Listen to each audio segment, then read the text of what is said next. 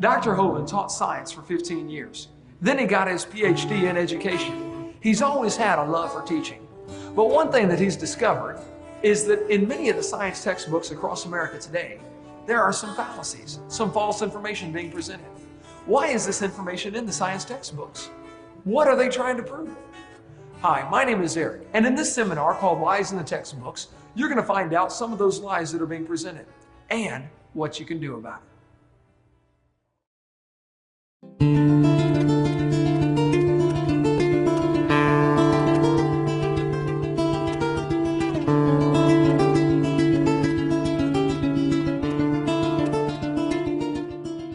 Well, welcome to our seminar on Lies in the Textbooks. My name is Kent Hovind. I taught high school science for 15 years. And now since 1989, I've been doing seminars on creation, evolution, and dinosaurs. And our goal is to strengthen your faith in God's Word. Now, this is not my wife. That's just a picture of her. We live in Pensacola, Florida. Been there 16 years. Have 3 children, 1 of each. And I got them all married and the dog died. Praise God, so I'm home free. And as we mentioned earlier, we have 4 grandkids so far, and that's God's reward for not killing your own kids when you thought about it. So we got a whole tribe, and they all live right around me and all work in our ministry. A real blessing to all have them right there. God's given us an amazing staff of people at Creation Science Evangelism. Our purpose is to get people saved. Okay? We like science at our place. We have Dinosaur Adventureland. We have a science center, a theme park, and a museum, all kinds of cool science stuff. Some people try to say, well, you Christians are against science. No, I like science. I'm against evolution because it's not part of science. Evolution's a lie, okay? There's no scientific evidence to back up evolution. We'll get into that in just a minute. The Bible says in the 10 Commandments, thou shalt not bear false witness. Don't lie. Proverbs says, a false witness shall not be unpunished. He that speaketh lies shall not escape. God hates liars. The Bible says they delight in lies. Okay? These 6 things doth the Lord hate. Yea, 7 are an abomination unto him. A lying tongue, then a couple of verses later, a false witness that speaketh lies. Out of the 7 things God hates, 2 of them are liars. He must really hate them. He lists them in there twice, okay? Jesus said, you have your father the devil, and the lusts of your father you will do. He was a murderer from the beginning and abode not in the truth, because there is no truth in him. When he speaketh a lie, he speaketh of his own, for he's a liar and the father of it. Now, I like science, and I collect public school textbooks. I have hundreds of them from many, many countries, from clear back from 1880, I believe, to 2005, textbooks. I'm not against science. We happen to really like the subject. We have all kinds of cool science displays at our museum and our science center, and you can come down and visit Dinosaur Adventureland and see for yourself. I am, however, against lying to kids. Now, in the first 3 videos, we talked about how students are being lied to about the Big Bang. It didn't happen. They're being lied to about the age of the earth. It is not billions of years old. They're being lied to about the cavemen. There's never been a caveman, unless you mean Osama bin Laden. Okay? They're being lied to about the dinosaurs. They did not live millions of years ago. Now, here we're going to cover about 30 more lies in the textbooks. There are hundreds we could go through. We're going to try to hit the highlights, and this could go for days just covering lies in our textbooks. I'm going to hit some of the big ones, leave some of the little ones go for another time when we have more time. Now, I am not trying to get evolution out of the public schools. I'm not. I think any theory should be allowed to be taught if you don't have to lie to support your theory with false evidence, okay? I am not trying to get creation into the schools. And I think Christians that work on either one of those are wasting their time. And many people have wasted hundreds of thousands of dollars trying to accomplish those 2 goals. It's futile. It's not going to happen. I am, however, trying to get lies out of the textbooks. I think we'll find if we take the lies out of the books, there's nothing left to support evolution. Well, that's their problem. They shouldn't have picked such a dumb theory to begin with, okay? It's not my fault, okay? Now, I'm not against teachers. My mother was a godly woman, led my dad to the Lord on their first date. She retired from teaching public school years ago. Been in heaven now for about 7 years. My brother led me to the Lord. He just retired last year from teaching public school after 34 years. There are many good godly teachers in the system. There are many good godly principals, many good godly school board members. I'm not against schools. I'm not against school boards. I'm not against teachers. I'm not against textbooks. I'm against lies. Okay, let's just keep it in perspective. Is there anybody here that thinks teachers or textbooks should be allowed to deliberately lie to students for any reason? And I mean deliberately. They might be lying and not know they're lying, okay, but if they're deliberately lying, that shouldn't be allowed, should it? Okay? Wisconsin has a law that requires textbooks to be accurate. So does Alabama. Textbooks shall be adequate and current, up to date. Okay? The latest information. Texas has a law that says instructional material shall be factual. Go Texas. Okay? Florida has a law that requires accuracy of instructional materials, and the commissioner is responsible to remove books that are not accurate. Well, commissioner, do your job. Okay? Watch this video and remove the books that are not accurate. It's so simple. It's so simple. Okay? California says textbooks shall be factually accurate and reflect current and confirmed research. Okay? Minnesota says the teacher shall not deliberately suppress or distort subject matter. Yeah, sure, hey there, fella, you betcha. The problem is, none of those states enforce their own laws. I don't know if Tennessee here has a law that requires textbook accuracy. They ought to if they don't have one. If you don't have one, pass one. This is a textbook from about 100 years ago. It says, God created the heavens and the earth in 6 days. Prayer is a duty, but it's vain to pray without a sincere desire of heart. God governs the world in infinite wisdom. You believe that's a public school textbook? Well, here's one today. Evolution is fact, not theory. Birds arose from non-birds and humans from non-humans. No person who pretends to any understanding of the natural world can deny these facts. Wow, something's changed. Actually, I was at Chickasaw, Oklahoma a couple of weeks ago. It was supposed to be a debate, but none of the professors would debate me. So they scheduled an evolution seminar 2 days after I was gone. They let me come speak on creation. The student group got me in there. Here's a poster they put up right next to my poster. The poster was inviting people to come to the evolution seminar. Interested in evolution? Well, come on down. Evolution lecture with Dr. Mather and Dr. Ray. It says, hear both sides of the issue. Well, we invited them to debate. They could have heard both sides altogether. Here the kids get 9 months of evolution teaching. I come in for 2 hours and they panic. And then they got to say, here, both sides. Both sides. You're not going to present both sides. You're going to present one side, the evolution side, which is what they already got for 9 months. They don't want to hear it. I think they said 20 people turned up, 15 of them are from the Baptist Student Union, just to see what the teachers would say. Okay? They hear both sides. Their own textbook, there in Chickasaw, Oklahoma, has 1/4 of the book, one entire unit devoted only to evolution teaching. Nothing about creation. Evolution's a dying religion surviving only on tax dollars. It's dead. This textbook has over 100 pages where evolution is talked about. There's not one single mention of creation. So don't tell me they want to hear both sides. They don't, okay? They want to present one view only. It's called indoctrination, not education. Now, this is a chart showing how the atheists feel that the different states are doing with the teaching of evolution. They think you folks in Tennessee are doing a lousy job of teaching evolution to your kids. Go Tennessee. All right. Okay. They think the folks right over here in North Carolina are doing a good job of teaching evolution.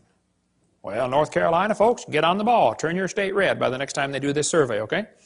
Now, is there anybody here that thinks teachers or textbooks should be allowed to use outdated or false information just to get students to believe a theory?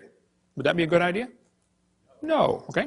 Anybody here that thinks teachers that deliberately lie should be fired? Okay? Is there anybody here that thinks textbooks with lies should be banned or the lies torn out of the book? Think that'd be fair? All right. Well, buckle up, hang on, let's go. It's always amazed me how two people can look at the same thing and come to opposite conclusions of what they are looking at. You know, two people can look at Grand Canyon. One of them believes in evolution. He looks at the canyon and says, wow, look what the Colorado River did for millions and millions of years. The Bible-believing Christian stands there, looks at the same canyon, and says, wow, look what the flood did in about 30 minutes. Now, how was that canyon formed, huh? Textbook says over millions of years, the Colorado River carved the Grand Canyon from solid rock. Oh, now, hold on a second, okay? It's a fact the Grand Canyon exists. I've been there a bunch of times, studied. I taught earth science for 15 years. I love studying Grand Canyon. There are two interpretations of how it got there. The evolutionists will say it formed slowly with a little bit of water and lots of time, like, you know, billions of years. The creationists will say, no, it formed quickly by lots of water and a little bit of time, like a big flood in the days of Noah. And the guys who believe in evolution are always trying to erase the line between their interpretation and try to include it as if it is part of the fact. No, it's just your interpretation, guys, okay? This textbook says, the Colorado River has cut through layer upon layer of rock over millions of years. Well, now hold on a minute. This textbook says, the Colorado River cut through 2,000 meters of rock, exposing sediment layers like huge pages in the book of life. Scan the canyon wall from rim to floor and you look back through hundreds of millions of years. I don't think so. I was in a debate one time and this atheist said, Hovind, you're so stupid. Don't you know it took millions of years to carve the Grand Canyon? I said, well, sir, there's a couple things you ought to learn about Grand Canyon. If you built a dam across Grand Canyon, a huge lake would fill in behind it, covering several states, okay? I mean, take a lot of dirt to build a dam, but if you could build a dam across that canyon, you'd have a really big lake. Actually, some of the water from Wyoming drains through the Grand Canyon. It has a huge drainage pattern. Here's a picture of it, satellite false color image. You can see Grand Canyon right there, a big gash right across a ridge in the mountains. You folks in Tennessee know what a ridge is. Not really a mountain, just a big long ridge, okay? I've flown by and taken lots of pictures. I asked the pilot one time, I said, man, are we going near Grand Canyon? He said, yeah, about 100 miles. I said, can you get permission to, divert and go closer? He said, let me see what I can do. He got permission, and we flew right over the top of the canyon. I'm taking pictures like crazy, Love studying Grand Canyon. Actually, it's a bunch of useless real estate. I mean, what would you do with it if you had it, You can look at it and then go home. That's about it. But, I mean, you can't plow it, that's for sure, and you don't want your cows playing out there. But I said to this professor, I said, sir, there's a couple things to consider about this canyon. I said, these two red lines indicate what's called the snow line, okay? Between those two red lines is a ridge that gets about 6,900 to 8,500 feet above sea level. Now, the river enters the canyon at the far right over there at 2,800 foot elevation. The river flows downhill for 270 miles. Comes out the other side. If you look at it from a side view, a schematic view, it'll look like this. The river comes in 2,800 foot elevation. The ground rises up while the river goes down for 270 miles. I said, now, sir, there's a few things you ought to consider about this canyon. I said, did you know the top of Grand Canyon is higher than the bottom? He said, obviously. I said, sir, did you know the river only runs through the bottom? He said, well, yeah. I said, sir, did you know the top is higher than where the river enters the canyon by over 4,000 feet? He got a dazed look on his face like a calf looking at a new gate. I said, sir, did you know rivers don't flow uphill in Tennessee? There's no delta. Where's the mud that washed out of Grand Canyon? Nobody has a clue, okay? That river did not make that canyon. Grand Canyon's a washed out spillway. There used to be two big lakes, Grand Lake and Hopi Lake. The lakes are long gone, but the beaches are still there. You can still see the beach line. They got too full and went over the top and washed out that canyon in a hurry. Any farmer that's ever built a dam to hold water for his cows will tell you, once the water goes over the top of the dam, it's all over with. That's why they guard the levee like crazy during flood seasons, don't they? Get out there with sandbags. You don't want it to even get started. It's gone in a flash, okay? This river flows down this way. Obviously, it started at the top. Must have been a big lake backed up there, too. Even El Paso, Texas is called El Paso because it's the pass, okay? I bet there used to be a big lake backed up behind El Paso that dried up and left the white sands of New Mexico behind. That's another long, interesting story. But if you look at Grand Canyon, it's pretty obvious it's a washed-out spillway, okay? Almost all rivers around the world come together at what's called acute angles, less than 90 degrees. I mean, the rivers merge and keep going the same, general direction. If you look at Grand Canyon, the rivers on the lower left are indeed merging at acute angles, less than 90 degrees. But if you look at the upper right, the rivers are flowing backwards. Why would they do that? The rivers run backwards, hit the main channel, turn around, and come back out the other way. It's called a barbed canyon. There aren't many places like this on the planet. Well, this is evidence that a lake is draining, and as the water's running off the spillway backwards into the channel, it turns around, or off the dam, water runs off the dam into the low place, turns around and comes back out through the crack, through the breach in the dam. Grand Canyon was not made by the Colorado River over millions of years. That is one of the lies you kids are going to face in your textbook. It's just not geophysically possible for that to happen. Now, are there any farmers or vets in the crowd that might know what this machine is? What is that, brother? That's a calf puller. That's a what? A calf puller.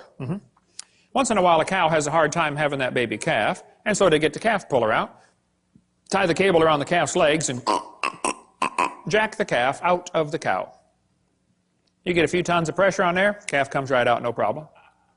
Well, one day, this farmer was out pulling a calf. It was a breech birth. The back feet are coming out first. That's not good, but, it happens once in a while. So the farmer had the calf puller out there, and he's trying to pull the calf out of the cow. And a city fella stopped his car to see what on earth is going on. And the farmer said, "Have you ever seen anything like this before?" The city fella said, "I have never seen nothing like this." The farmer said, "Do you have any questions?" The city fella said, "Yes, sir. I have one question. It's been bugging me for 10 minutes. The farmer said, "Well, what's your question?" And the city fella said, "How fast do you figure that calf was going when it ran into that cow?" No. We're not separating the wreck here, fellas. It's possible for two people to be looking at the same thing, and one of them is getting the wrong idea of what he's looking at. The Bible warned us that was going to happen. Knowing this first, there shall come in the last days scoffers. Did you know there are people that scoff at the Bible? I deal with them on a regular basis. I attract them like a lightning rod. They scoff, it says, because of their lust. There's no scientific reason for them to reject the Bible. They just don't like that book because it chaps their hide. So they're scoffing because of their lust, not because of their science, okay?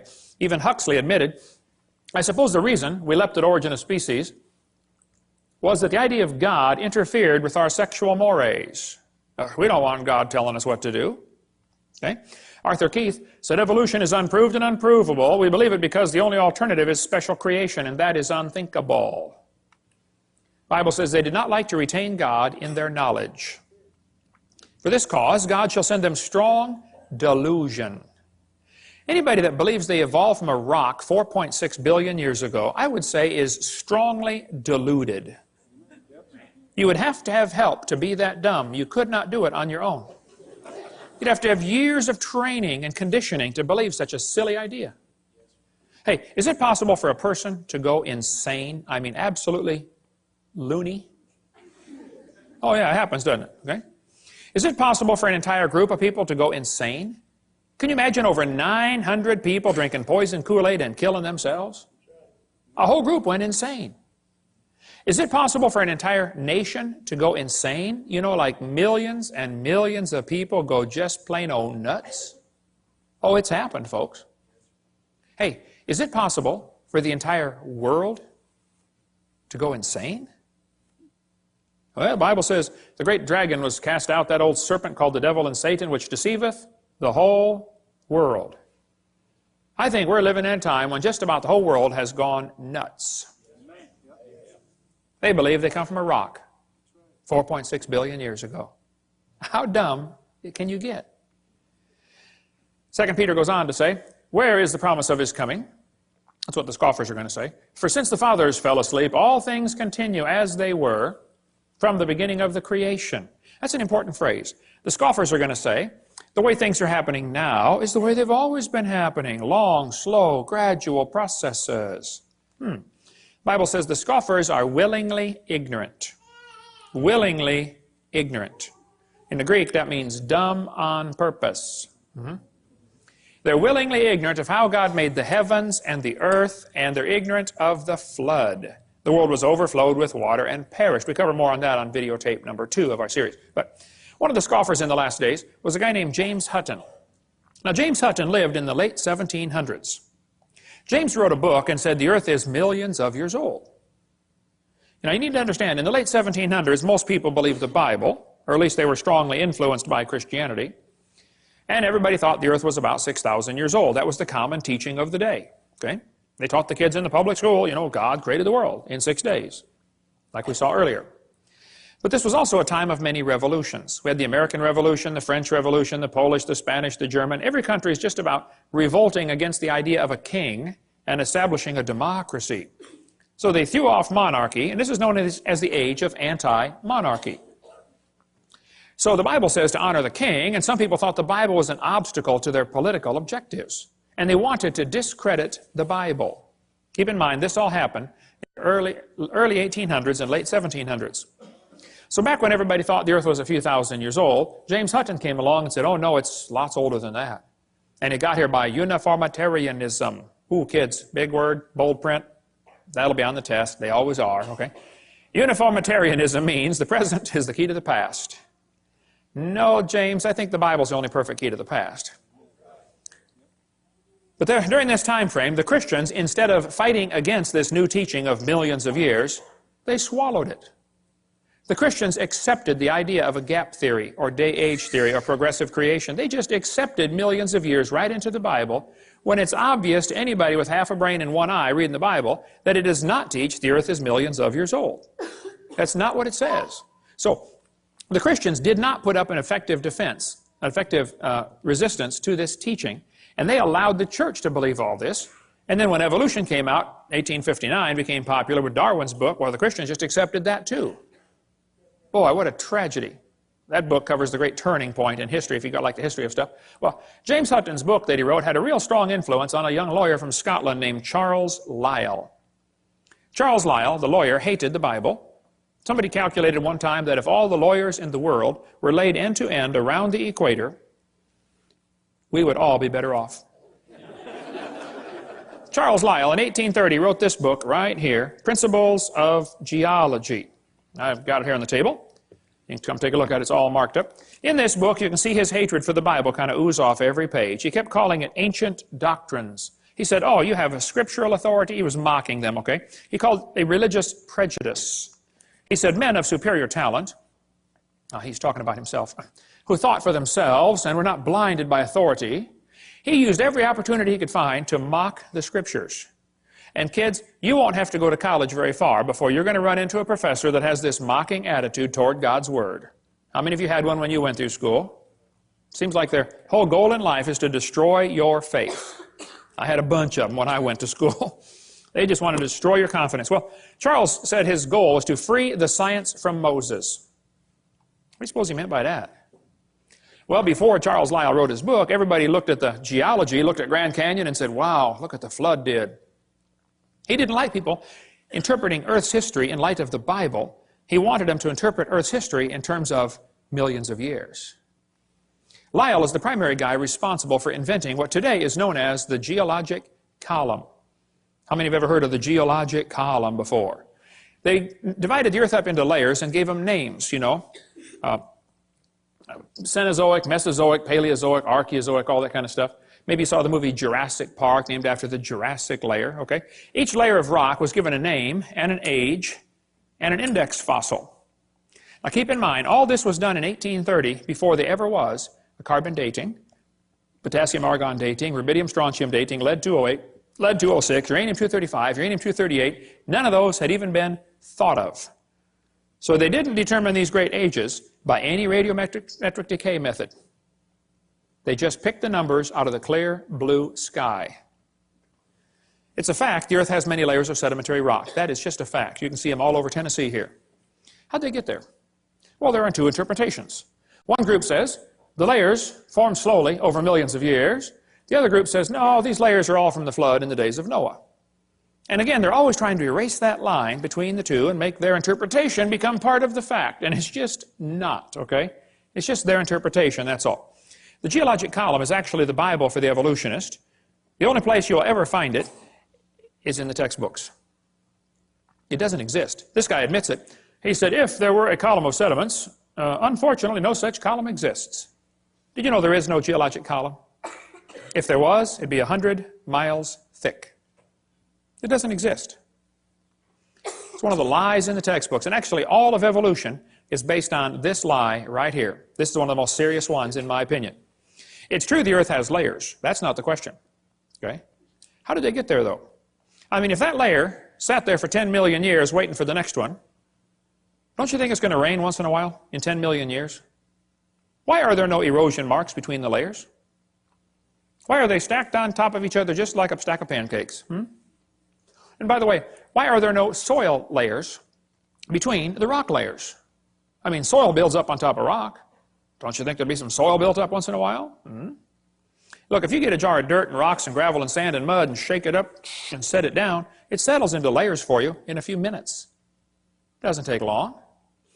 How many seen those things you buy at the mall with two pieces of glass and different colored sand in between? You know, you flip it over and it makes all kinds of layers just in a few seconds. It doesn't take long. I was preaching years ago in Union Center, South Dakota. Now, Union Center is right there. It's not even on the map.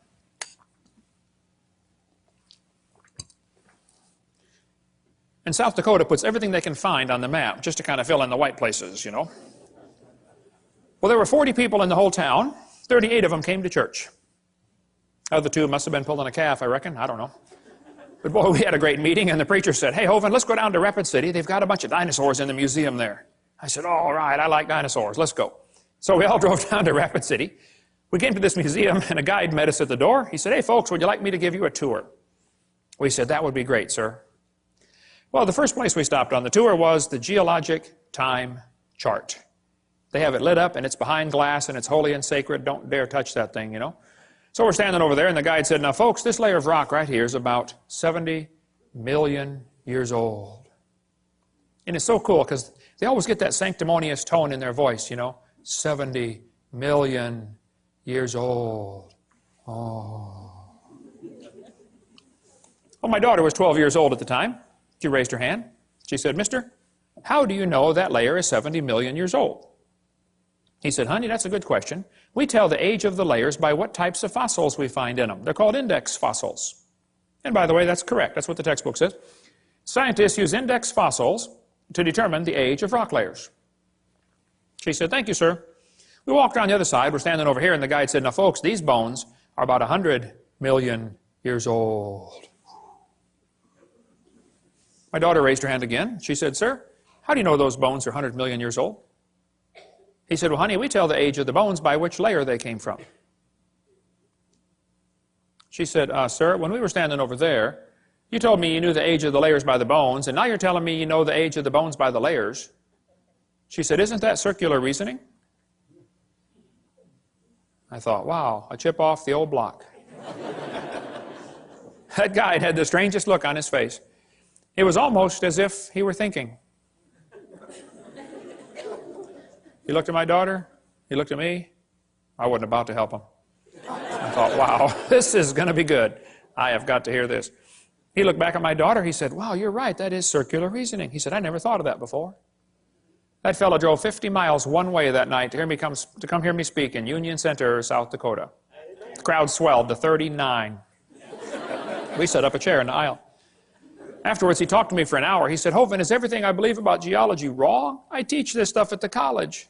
I said, "Oh, no. I like geology. I've got a huge fossil collection, rock collection, mineral collection. I teach earth science. I love studying geology." I said, "But as far as the layers being different ages," I said, "Yes, sir, I'm sorry. That is all baloney. It's based on circular reasoning." I'll show you. Here's a textbook that tells the kids to date the rocks by the fossils, and on the very next page it says, "Date the fossils by the rocks." On the next page, and they don't catch it. It's a lie. It's circular reasoning. The intelligent layman has long suspected circular reasoning in the use of rocks to date fossils and fossils to date rocks. The geologist has never bothered to think of a good reply, feeling the explanations are not worth the trouble as long as the work brings results. It cannot be denied from a strictly philosophical standpoint, geologists are arguing in a circle. The relative ages of rocks are determined by the organisms they contain. They date the rocks by the fossils and the fossils by the rocks. Ever since the beginning of the 19th century, fossils have been and still are the best and most accurate method of dating and correlating the rocks in which they occur. Apart from very modern examples, which really are archaeology, I can think of no cases of radioactive decay being used to date fossils. They don't date fossils by potassium-argon dating or carbon dating. That's not how they do it. Radiometric dating would not even be possible if the geologic column had not been erected first. There's no way simply to look at a fossil and say how old it is unless you know the age of the rocks it comes from. This is Niles Eldredge, one of the most famous evolutionists alive today. He said, "And this poses something of a problem." Yeah, something poses a big problem, Niles. If we date the rocks by the fossils, how can we then turn around and talk about patterns of evolutionary change through time in the fossil record? Circular reasoning. This guy said the rocks do date the fossils, but the fossils date the rocks more accurately. I think the cheese done fell out of his sandwich. That's what I think. Okay, he's a few fries short of a Happy Meal.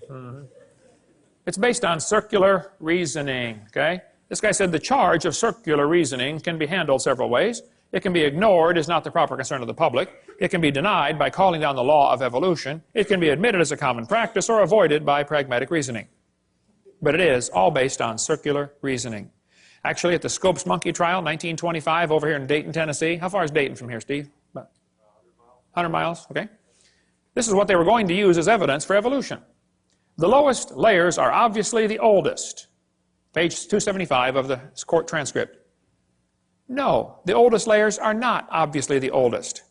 Did you know in still water, sediment layers settle out, the bottom one first, and then the second one, and then the third one? That's correct. But in moving water, you can get 5 or 6 or 10 layers to form simultaneously. They form from one end and travel across. So it's possible to have a fossil on the bottom that is younger than a fossil on top if it's moving water.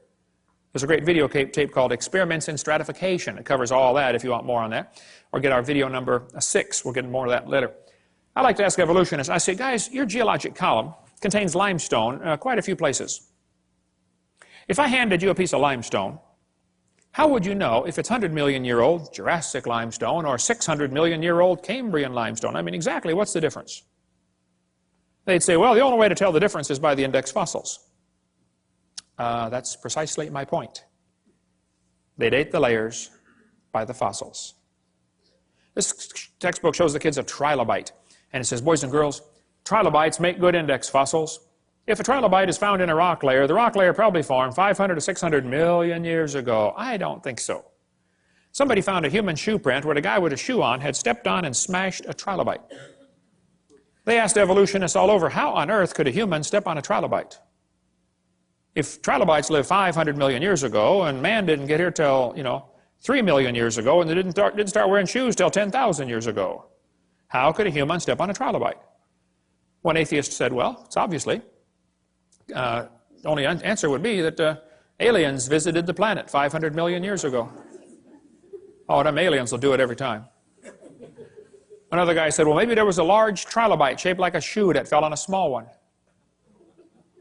Now, there are some big trilobites, okay, but I don't think they're shaped like a shoe. Actually, the trilobite has the most complicated eyeball ever. Trilobite eyes are unbelievable. And this is one of the first creatures to evolve, and it already has the most complex eye, just the eye is one of the most complex features you could have. Now, trilobites are not index fossils for anything, okay? There are all kinds of different types of trilobites, and there probably are some still alive today. Certainly the Baltic isopod is still alive. A guy sent me a couple weeks ago, about a couple months ago, I guess, a whole jar full of trilobites from the Prudhoe Bay water treatment plant up there for the oil factory they've got, oil refining rig. When they arrived in Pensacola, Florida, they were still alive in the jar. But I don't know how to keep a trilobite alive. I mean, you give it mouth to what? Some resuscitation, but they all died, but we got them in our museum there. Somebody just sent me a large one that they got down in the Caribbean, about this big. It's in our museum, and it was frozen. They said, yeah, I pulled it off the rock myself down in the Caribbean, still alive. They call it some kind of roach. Roach, it looks like a big trilobite.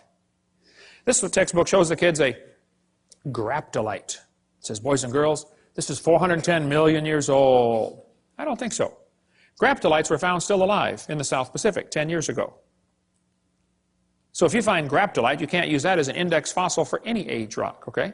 They tell the kids in school the lobe-finned fish is the index fossil for Devonian, 325 million years old. See that short leg, boys and girls? He's got a little bitty leg and then the fin. See, that proves he's evolving from a leg to a fin. No, that's a lie. The lobe-finned fish are still alive today. They're swimming around the Indian Ocean. And when they caught the first one in 1938, the scientists looked at it and said, wow, would you look at that? They survived for 325 million years. It never dawned on them once to question the geologic column. That thought never crossed their brain. You don't question the geologic column. It is holy and sacred. You just have to say it survived for 325 million years. It's in the textbooks today. And they still say it's the index fossil for 325 million year old rock, even though they know they're swimming around the ocean. How can they be that dumb? This lady wrote a book about it, A Fish Caught in Time. She says, boys and girls, this is our own great uncle, 40 million times removed. She does look a little fishy, kind of around the gills there. Okay. You're going to be told that dinosaurs are index fossils for the Jurassic period, 70 million, or Cretaceous, 70 million years ago. That's baloney. Dinosaur bones were found here recently that had blood cells still in them. How long are the blood cells going to last? Here's soft tissue found with dinosaur bones, still flexible, soft tissue in March of 2005. Here's fossilized human hands found in the same rock strata as dinosaur bones. Now, they tell you the layers are different ages. That's simply baloney, okay? Now, Charlie Darwin didn't like round numbers, so he said the Wealden deposits are 306,662,400 years old. How could he possibly know such a thing, okay? All over the world, petrified trees are found standing up, connecting these different rock layers. Petrified trees standing up. Now, how long does a dead tree stand up around here before it falls down? 5 years, maybe 10 years? 5 million? Oh, no, not 5 million, that's for sure, right? But yet petrified trees in the vertical position are found all over the planet. I'll just flash through some pictures real quick here. There are all kinds of petrified trees found standing up. And they're running through multiple layers, and the kids are being taught the layers are different ages, and yet here's one tree connecting them all. I'm having a hard time believing these layers are different ages. That's what I'm having. Central Alabama's got a large coal mine with a whole bunch of petrified trees standing up running through 2 seams of coal, the Blue Creek and the Mary Lee. Now, they're going to tell you in school, for coal to form, a forest has to grow, and then it all falls over and turns into a swamp, and then it gets buried, and then new mud washes in on top, and the coal slowly forms from the forest that was buried. And then thousands of years later, another forest grows on top, and a whole new layer of coal formed. So if you find 2 layers of coal, oh, that took thousands of years. That's what they'll tell you in school. That's simply baloney. We'll cover more on coal formation on video 6, but if you look at the samples of trees found in this coal mine, you look at sample A, B, C, D, E, F, G, I mean, any freshman law student could tell you, hey folks, I think I can prove these 2 coal formations formed at the same time, very quickly. Within a few weeks or months of each other, that's for sure. Probably during the flood in the days of Noah. We'll cover more on that on video 6. In Cookeville, Tennessee, how far is Cookeville from here? 100 miles? What's that? 150 miles.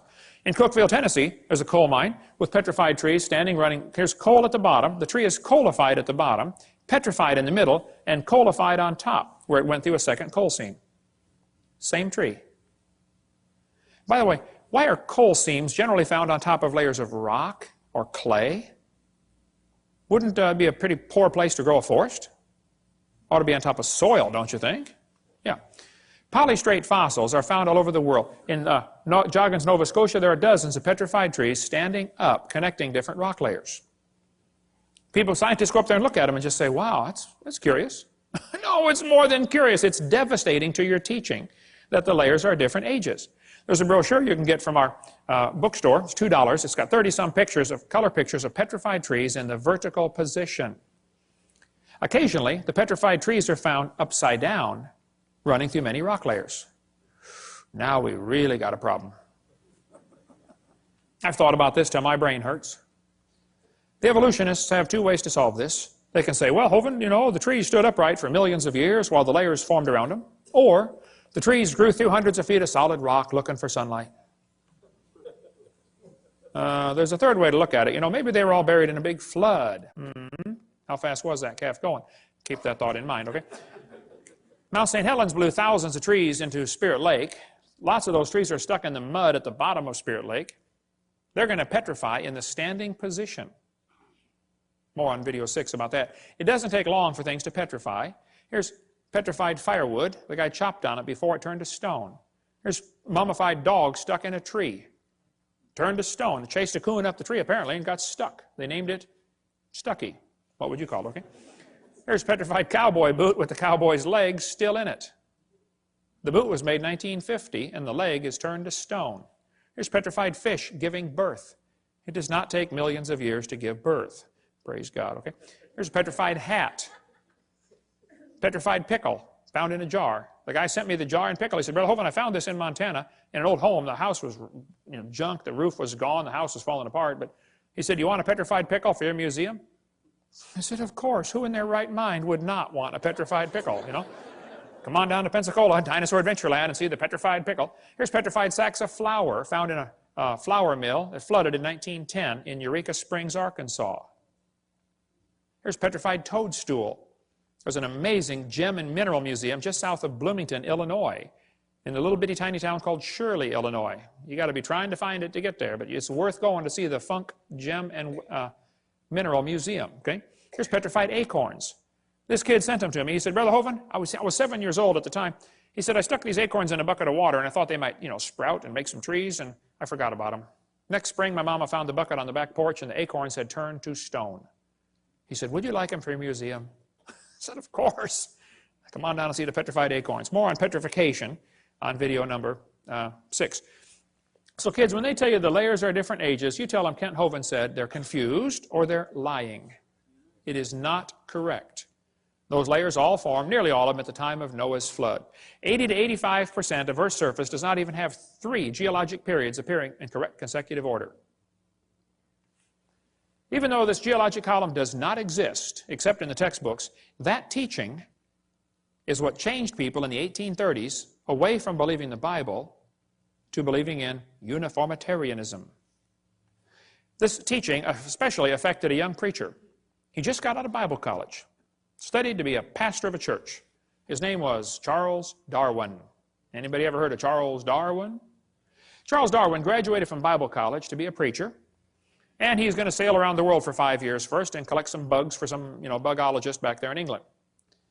Charlie brought some books with him. He brought his Bible, of course. He just got out of Bible college. And he brought this brand new book, Principles of Geology. Charlie said that book changed his life forever. He later wrote to a friend and said, disbelief crept over me slowly. I felt no distress. He slowly lost his faith in the Bible. As Darwin sailed around the world, he stopped off at the Galapagos Islands. Here on those islands, he noticed there were 14 different varieties of finches. Little tiny bird with a little tiny beak. But the beak shapes were different. Now the Grants went there and studied them and said, wow, during dry years, the beak is 1/10 of a millimeter thicker, and during wet years, it's 1/10 of a millimeter thinner. But it always averages back out. 1/10 of a millimeter, do you know how much that is? Not much.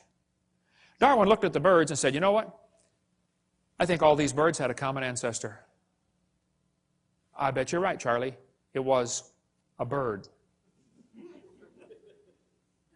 And then Charlie said, well, maybe this proves that birds and bananas are related. You say, oh, he never said that. He sure did. I knew you wouldn't believe me, so I brought his book. It's right here. The Origin of Species by Charles Darwin. On page 170, Darwin said, it's a truly wonderful fact that all animals and all plants throughout all time and space should be related to each other.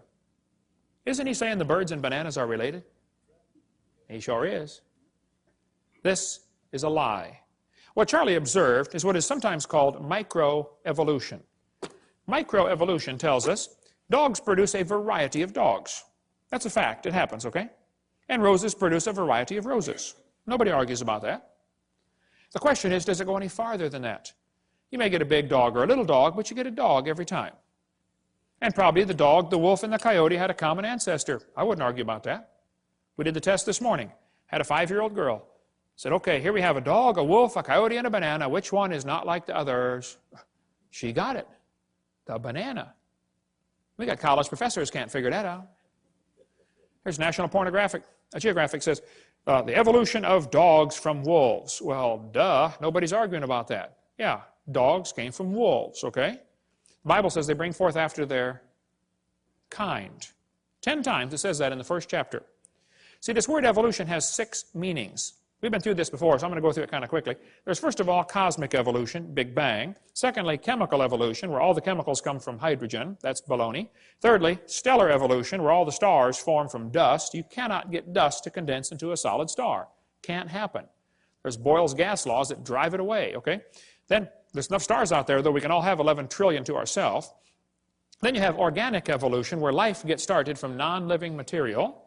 And then macroevolution, where an animal changes to a different kind of animal. None of those have ever been observed. Number 6, variations within the kinds, sometimes called microevolution. That one happens. The first 5 are religious. So whenever you discuss evolution, you have to define what you're talking about. If you're talking about number 6, I'm with you. I agree, that happens. If you're talking about the first 5, that doesn't happen. That's something you believe happens, okay? Watch how they change the definition for the kids. They say, okay, boys and girls, evolution is change over time. Is that really what they mean? Watch this carefully now. In other words, living things have changed over time. Wait. Are you going to skip over the first four?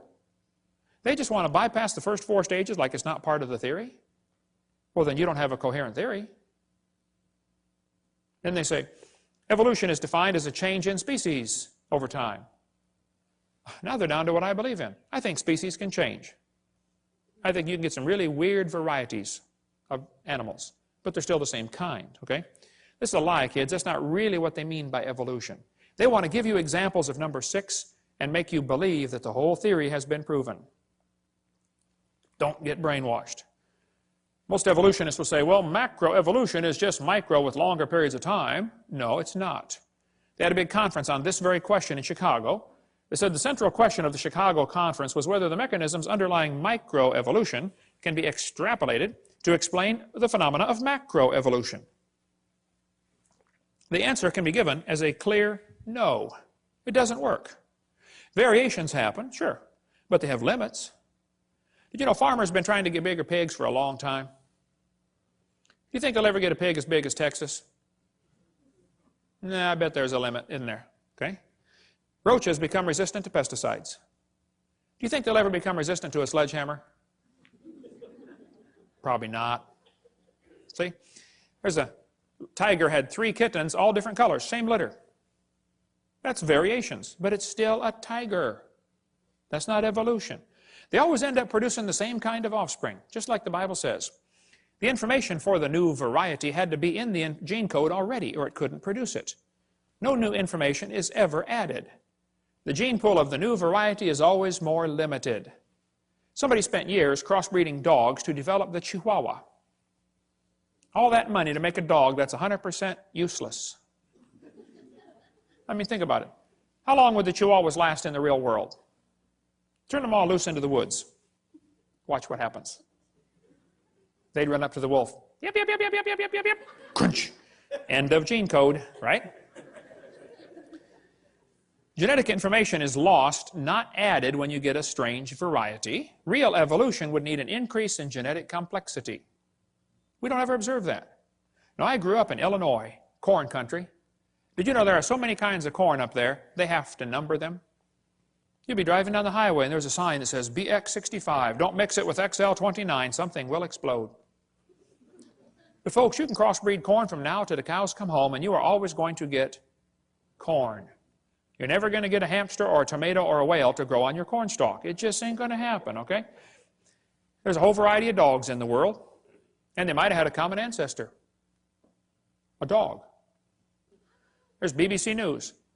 It looks like 95% of current dogs came from just 3 original founding females. Hey, they're getting closer. Right here it says, today's dogs come in all shapes and sizes, but scientists believe they evolved from just a handful of wolves tamed by humans living in or near China less than 15,000 years ago. They're getting closer. Man, if they keep studying their Bible, keep studying the science, they're going to be an independent Baptist when they're done. You get done climbing the mountain of truth, that's where you end up, you know. Okay? This Irish textbook calls them divergent evolution. Oh, come on. They show 5 dogs around a wolf, and that's not divergent evolution. Don't give it a fancy name. It's still a dog. It's just a variety of dog. This Mexican textbook says, the horse and the zebra had a common ancestor. I agree. It looked like a horse. You know, 4-wheel drive, genuine leather upholstery, all the standard horse equipment, okay?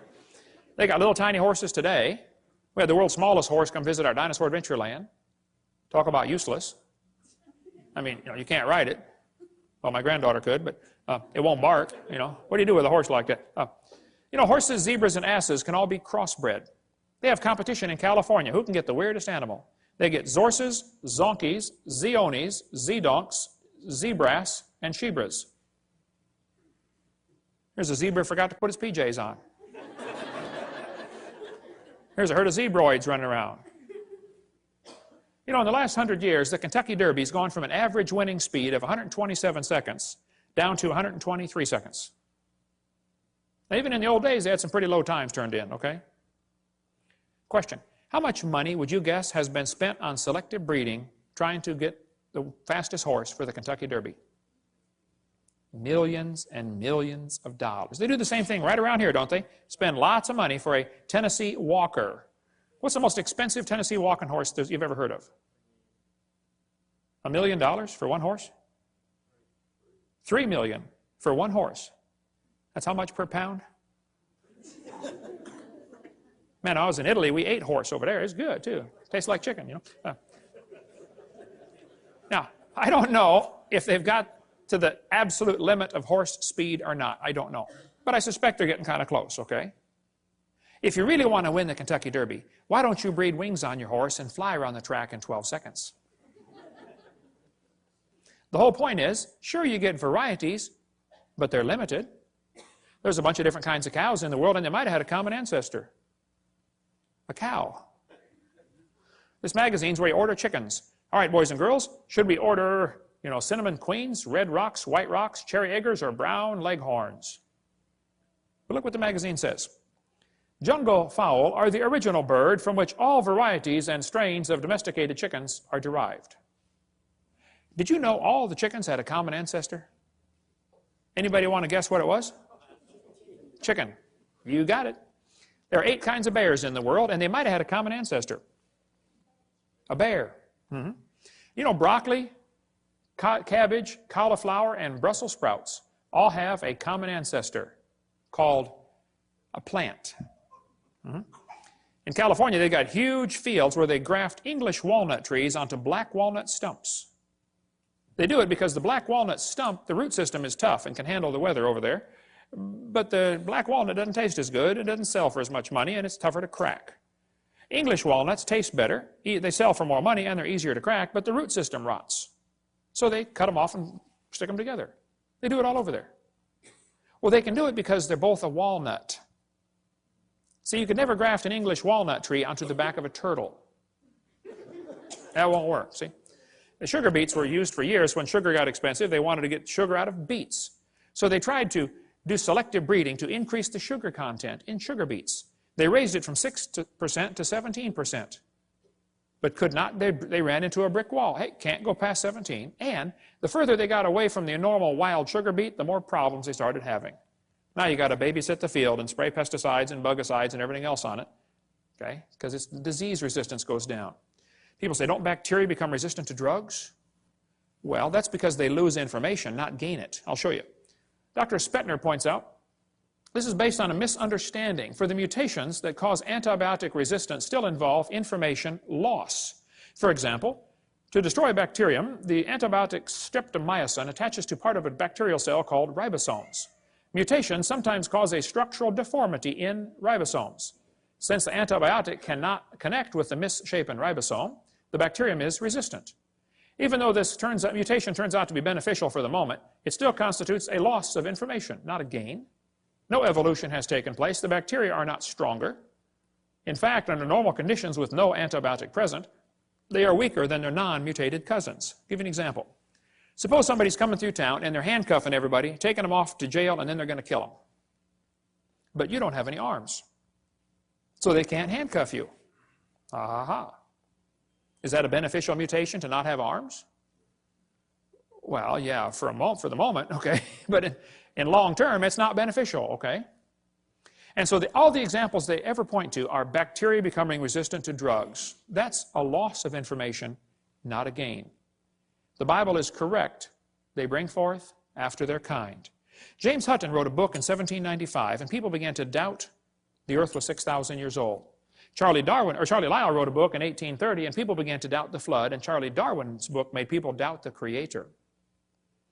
And by the mid-1800s, people were wondering, wow, if God didn't do it, how did we get here? Who's in charge of the world? That led directly to the rise of communism, Marxism, socialism, Nazism. We'll cover that on Seminar Part 5. Politically incorrect, the dangers of this evolution theory.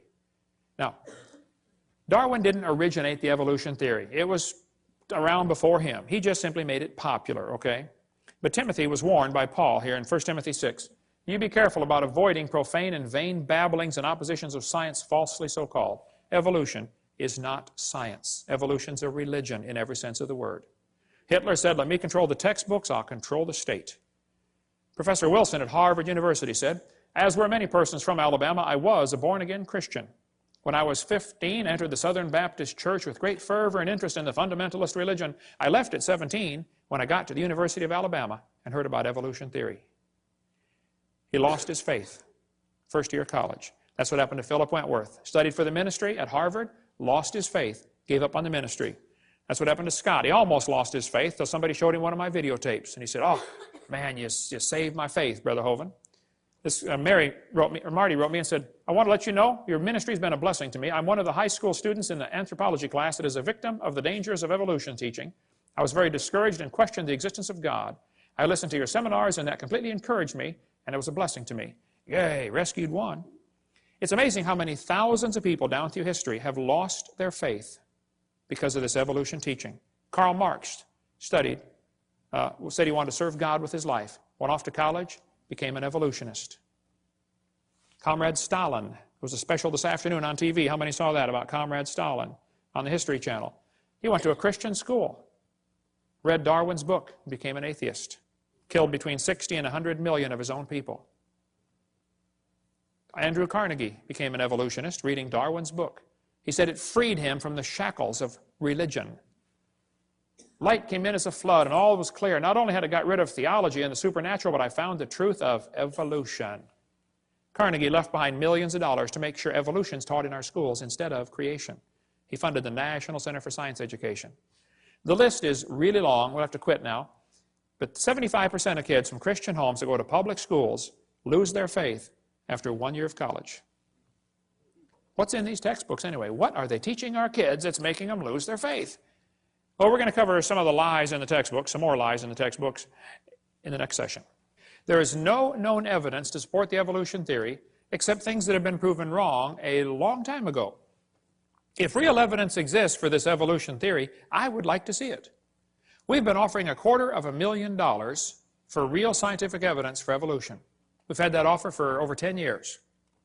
There isn't any, okay? I'll give an example. Suppose I had a theory that the moon is made of green cheese. Now, that's a dumb theory, I know. But hey, it's okay to have a dumb theory. There are no laws against dumb theories. But then suppose I started teaching my students, hey kids, did you know NASA proved my theory in 1973 when they went there on a secret mission and drilled a hole and found the moon is made of green cheese? Oh, now, hold on a minute. It's okay to have a dumb theory. It's not okay to lie about my evidence for my theory, okay?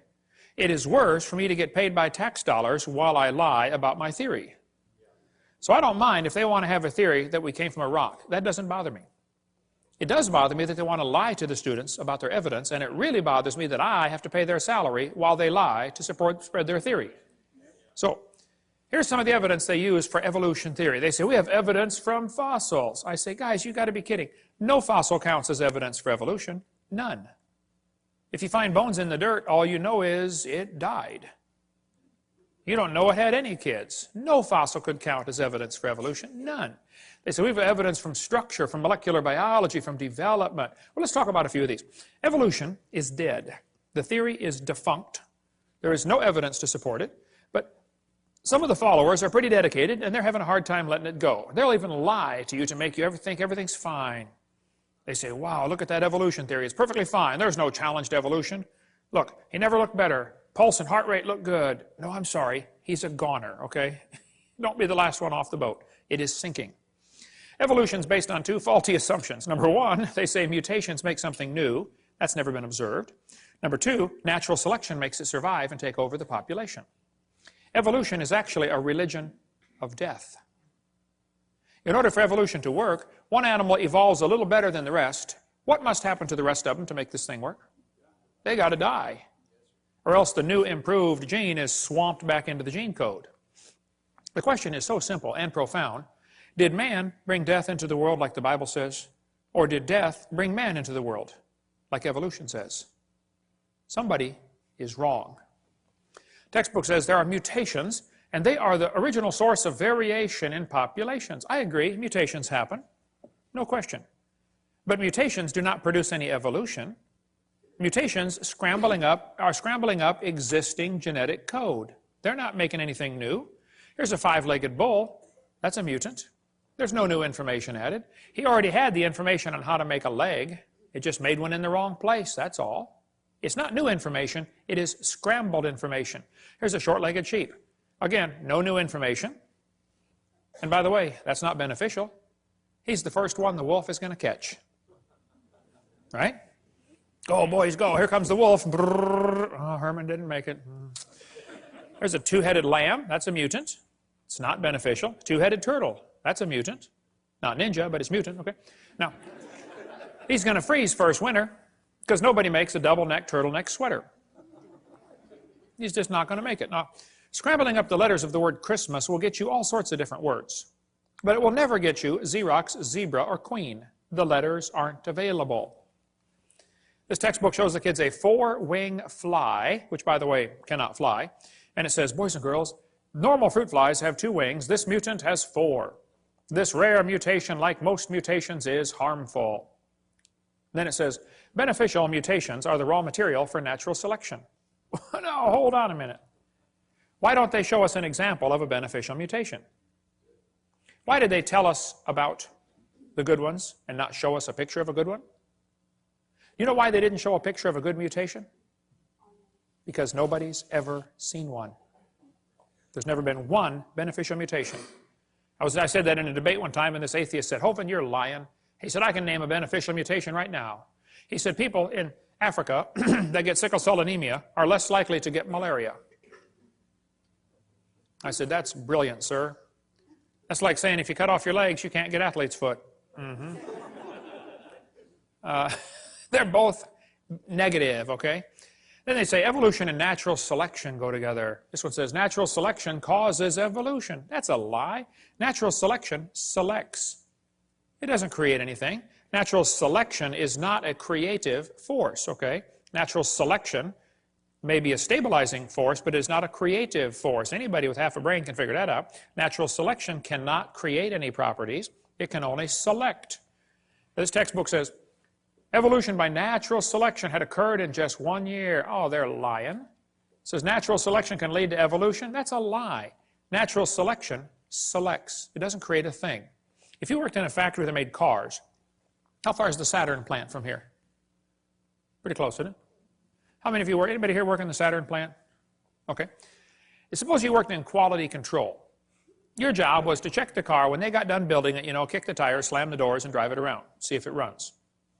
If you caught every single mistake, they don't, by the way, but if you did, okay, how long would it take that quality control process to change the car to an airplane? You say, Hovind, quality control can't change it to something else. Oh, I know. Only design engineers can change it. And God's natural selection is a quality control that will never change it to a different animal. It'll just make sure you get a good animal, that's all.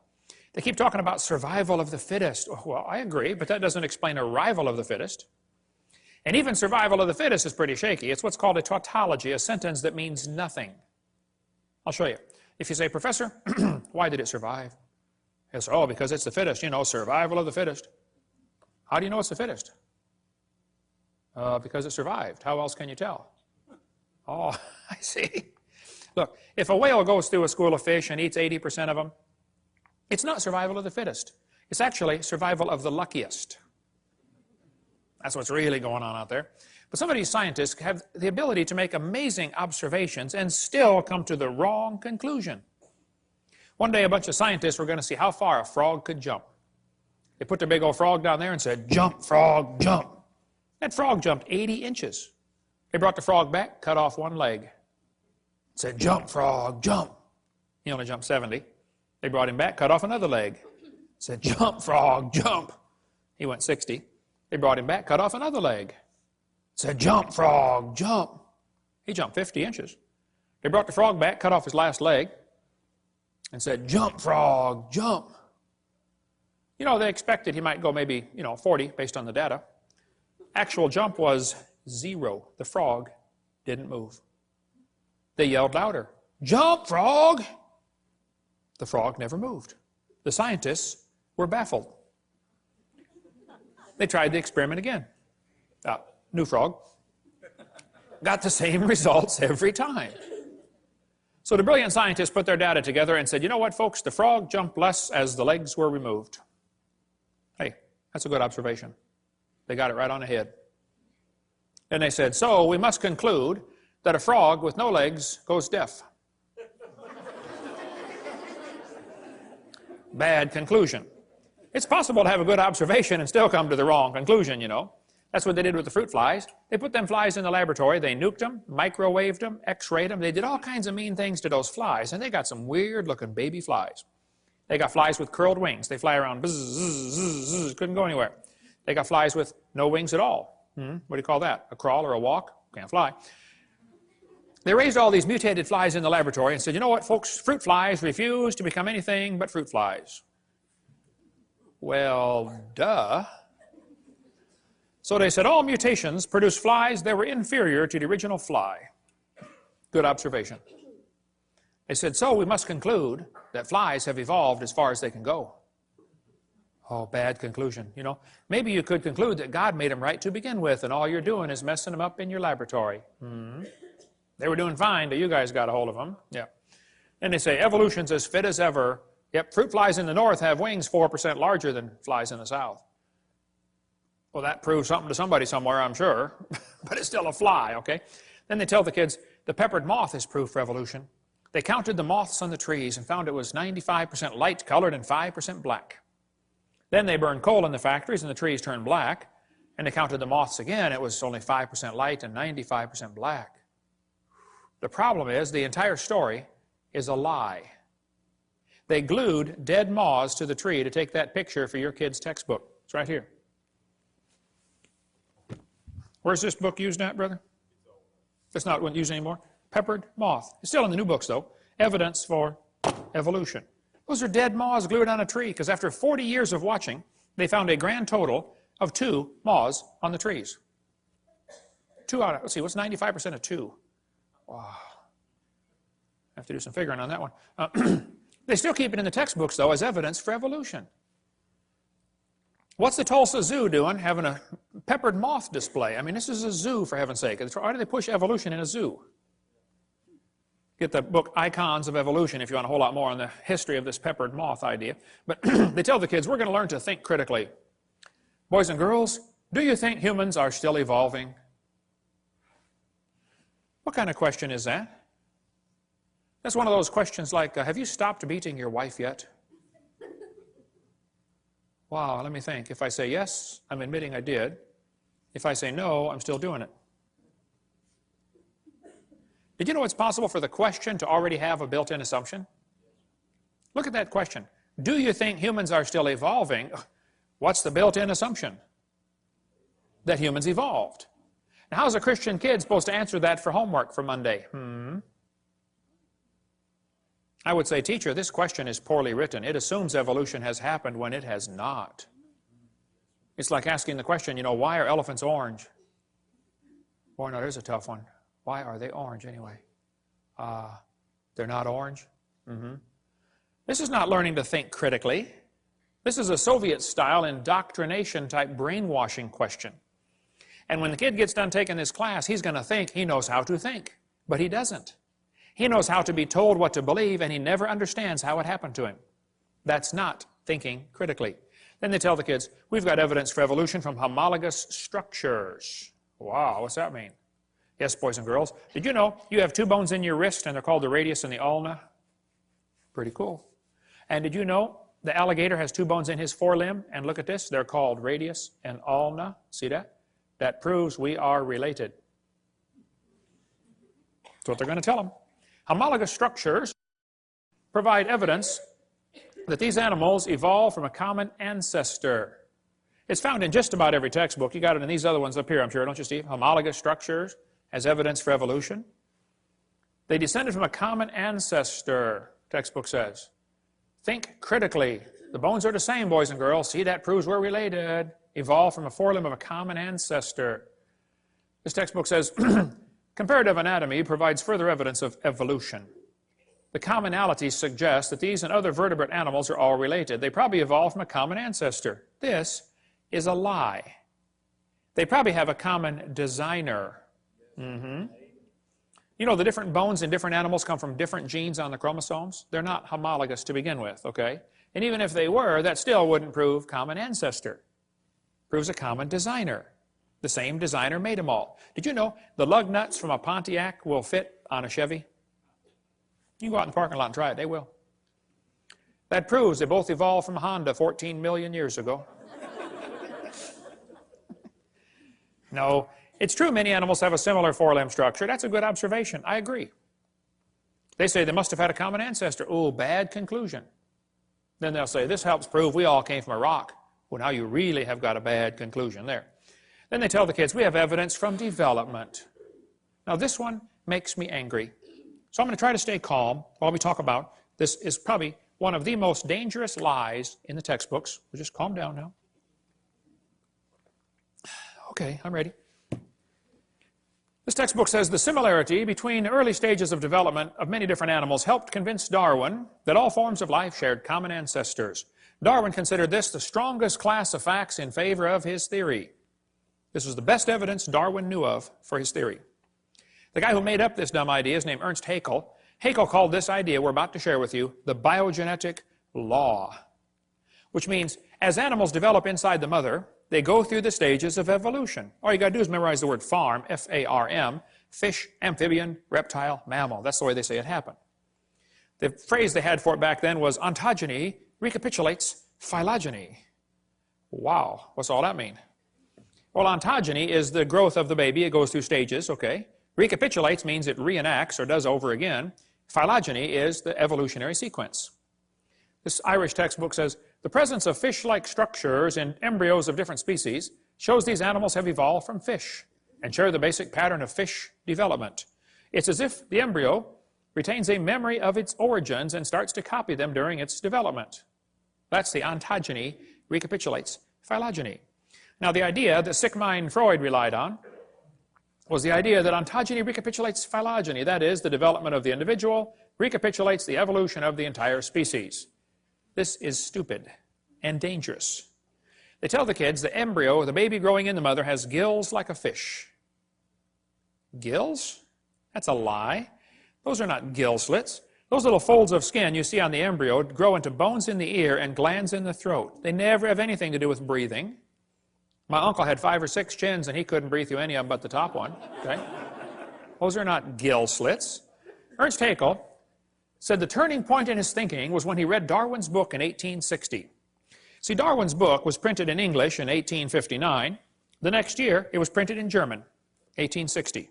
Haeckel was a German embryology professor. He read the book and said, wow, what a great theory. If only we had some evidence. Well, 9 years later, they still had no evidence. So Haeckel decided to help out. He was going to make some evidence. Haeckel took a drawing of a dog and a human embryo. He was an embryology professor, you know. And he lied. He faked the drawings. He changed them and made them look exactly alike to prove they're related. He just is a bald-faced lie, okay? Haeckel made giant posters of his fake drawings and traveled all over Germany and converted the people to believing in evolution, which led to the next obvious question. Hey, if evolution is true, I wonder which race of humans have evolved the farthest. And guess who the Germans thought it was? Yeah, we'll talk more about that later. Now, on top are Haeckel's fake drawings. Underneath are the actual photographs of these animals. He lied. His own university held a trial and convicted him of fraud. He said at the trial, I should feel utterly condemned were it not that hundreds of the best observers and biologists lie under the same charge. This biogenetic law is as dead as a doornail. It's not true. But it can't be taken out of the textbooks for some reason. It's been proven wrong since 1875, and they still keep it in the books. It's still used in this book, Evolutionary Analysis, college textbook, 1998 edition, used at University West Florida, the exact same chart of Ernst Haeckel. That's only been proven wrong since 1875, okay? I know it takes a while to get textbooks up to date, but that's long enough. I think 130 years, they ought to be able to get it out by now, don't you think? Okay. More about the gill slits in this book here, Icons of Evolution.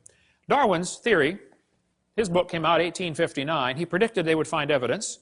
18 1869, Haeckel faked the drawings. 1875, it was proven wrong.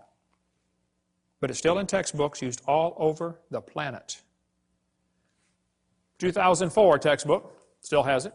2005 textbook, and I pronounced it wrong as Chickasha, not Chickashaw, Chickasha, Oklahoma. I got corrected during the break. Still teaching the baby has gill pouches. Notice, for example, gill pouches, okay? Gill slits on the embryo. They're teaching this in textbooks all over the world. It's only been proven wrong since 1875. Get it out of the book. Tear the page out. I mean, it's a no-brainer. Tear out the page. It's not true. There's a junior high textbook telling them it has embryo has gill slits. This one says, similarly, humans and fish embryos resemble each other because humans and fish share a common ancestor. These similarities provide evidence that these three animals evolved from a common ancestor, tiny gill slits. Gill slits on the human embryo. Gills of fish. Tiny gill pouches, used in college textbooks.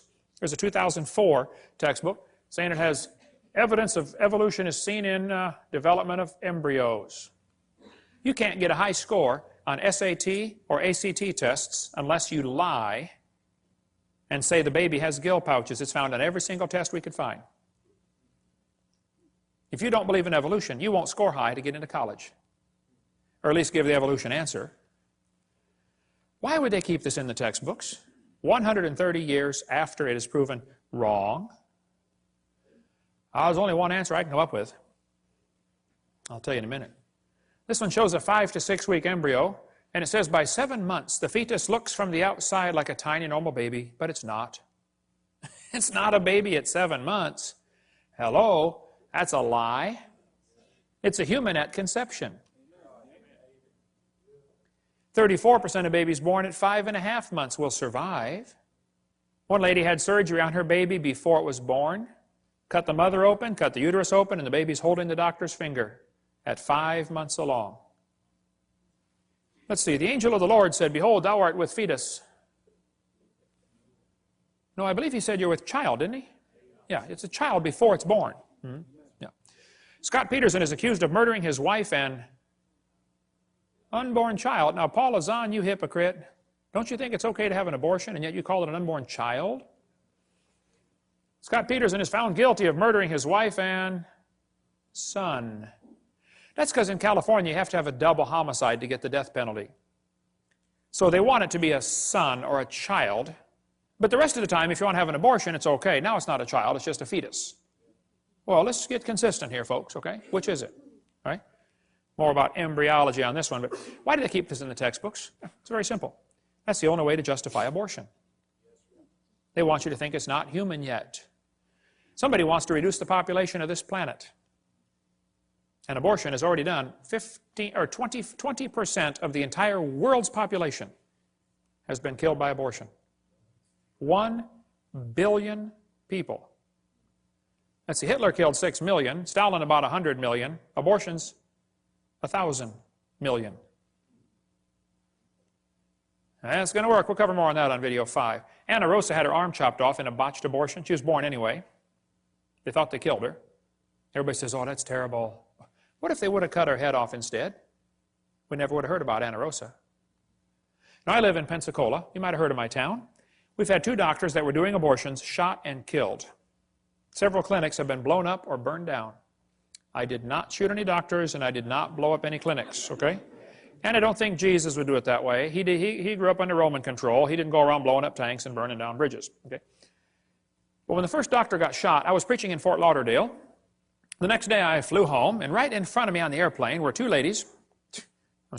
women from NOW, the National Organization for Wild Women. And they were flying up to Pensacola, going to have a big rally and march around town, you know. As we got off the airplane, and I noticed on their shirt it had in huge block letters, choice above all. So, being my mild-mannered self, I said, excuse me, ma'am, what does this mean, choice above all?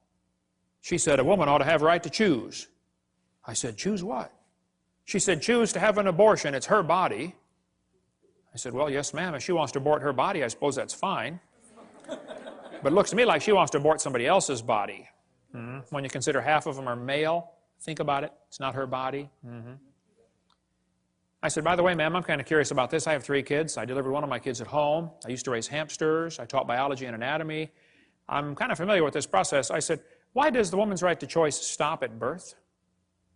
Why don't we let the mother choose to kill it after it's born? Be a lot safer and simpler.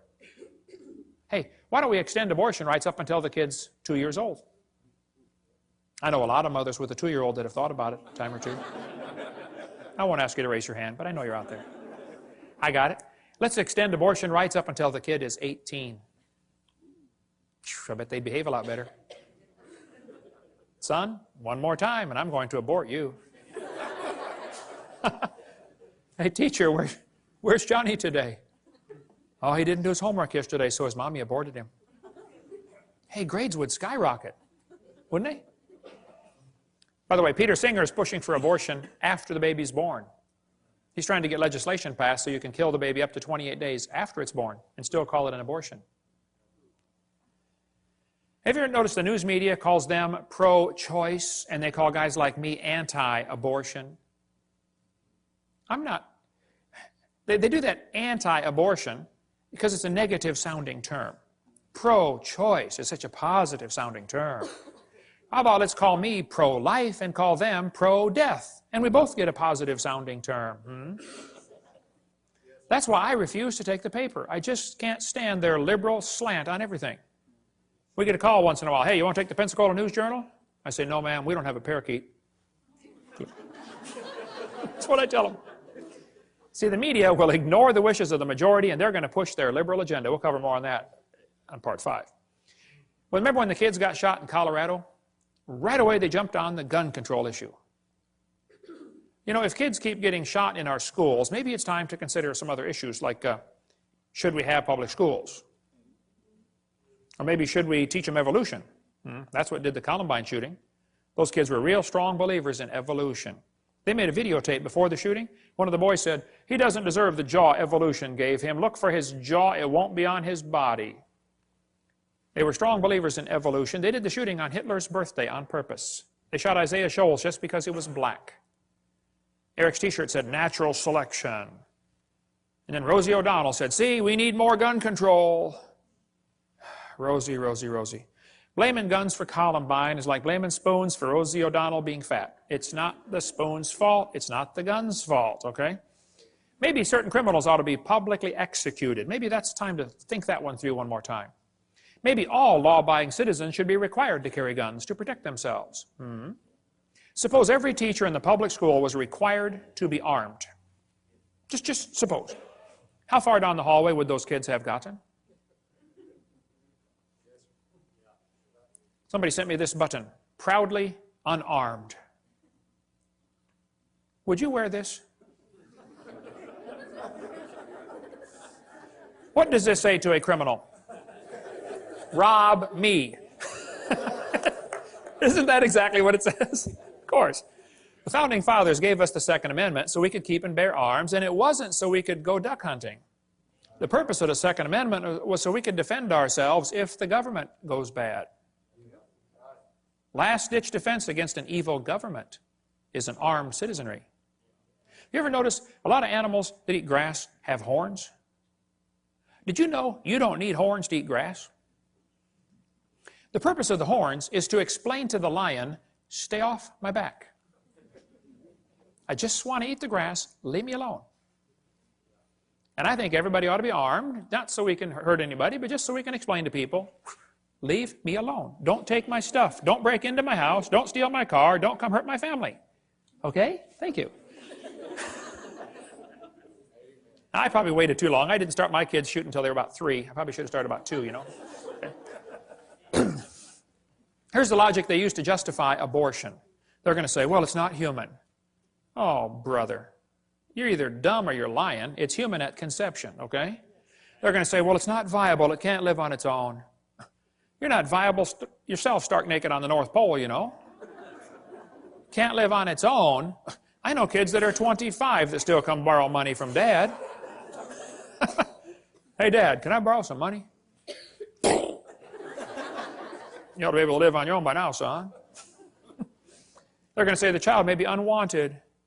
There's kids that are already born that are unwanted. My parents moved 4 times when I was growing up, but I found them every time. By the way, there's probably 5 people in this room that have had an abortion. Now you listen carefully. God loves you. He can forgive you. It's not the unpardonable sin. God can use you in a powerful way. But don't you go through life justifying it. Don't say it was okay. No, it wasn't okay. It was murder. So confess it, forsake it, get right with God, and go serve God with your life, okay? Amen. Half the Bible is written by murderers, okay? You're in good company. They're going to say, well, the child may be unwanted. Well, a lot of people are unwanted. Year after year, the number of people waiting to adopt is about equal to the number of abortions. The babies are not unwanted, okay? They're going to say, well, the child may be a financial burden. Show me a kid that's not. Anybody got a kid that's not a financial burden? They're going to say it may be from rape or incest. Well, then you kill the rapist, not the baby. Execute the rapist and adopt out the baby. It's not that complicated. Hey, did you know it's illegal to shoot deer at night with spotlights in just about every state? Is it illegal in Tennessee to shoot deer at night with spotlights? You got to give them a sporting chance, right? Let's give the baby a sporting chance. Pass a law in Tennessee that says if a lady goes to have an abortion, the nurse will have a jar of marbles, and we're going to have a lottery, okay? 1 marble for baby, 1 for mother, and 1 for father. And 1 for doctor. And 1 for governor. And let's put several in there for the past president. And let's really have a choice. Now, if he's not alive, why is he growing? If he's not a human being, what kind of being is he anyway, huh? She says, honk if you're pro-choice. It's easy for her to be pro-choice. She's already been born. I don't know if you ever thought about this, but did you know everybody that ever voted for abortion has already been born? Think that one through. They say, well, abortion's legal. That doesn't make it right. 1936, the German Supreme Court declared Jews in Germany are not persons. That opened the way to allow Hitler to kill the Jews. 6 million, at least, Jews were killed. I read lots of books about Hitler. I've been to Germany a couple times. Hitler said, I have the right to exterminate an inferior race that breed like the vermin. Hitler thought the Jews were an inferior species. He said the Germans are the superior race that deserve to rule the world.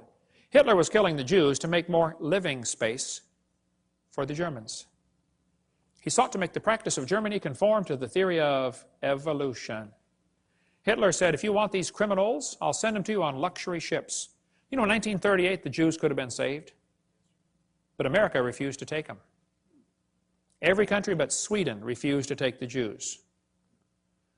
Hitler's book and his mind was captivated by evolutionary thinking, probably since he was a boy. Evolutionary ideas lie at the basis of all that is worst in Mein Kampf. Hitler thought it was the duty of the strong to trample the weak. In his book, Hitler said, nature does not desire the mating of weaker with stronger individuals, even less does she desire the blending of a higher with a lower race. Who's a higher race, Adolf? He kept talking about the mingling of Aryan blood all through his book. He talked about Aryan races, lower peoples. Well, I found Hitler's hit list. Hitler thought the blonde-haired, blue-eyed Norwegians were close to pure Aryan. Did you get all that? The blonde-haired, blue-eyed Norwegian. Vorden står det till idag. Ja, sure you betcha. Oof, hey there, fella. He thought the Germans were mostly Aryan. The Mediterraneans are slightly Aryan. The Slavics are half Aryan, half ape. Orientals are slightly ape. Black Africans are mostly ape. And Jews are close to pure ape. Hitler killed the Jews to speed up the evolution process. Let's eliminate the inferiors. Anybody know where the Olympics were held in 1936?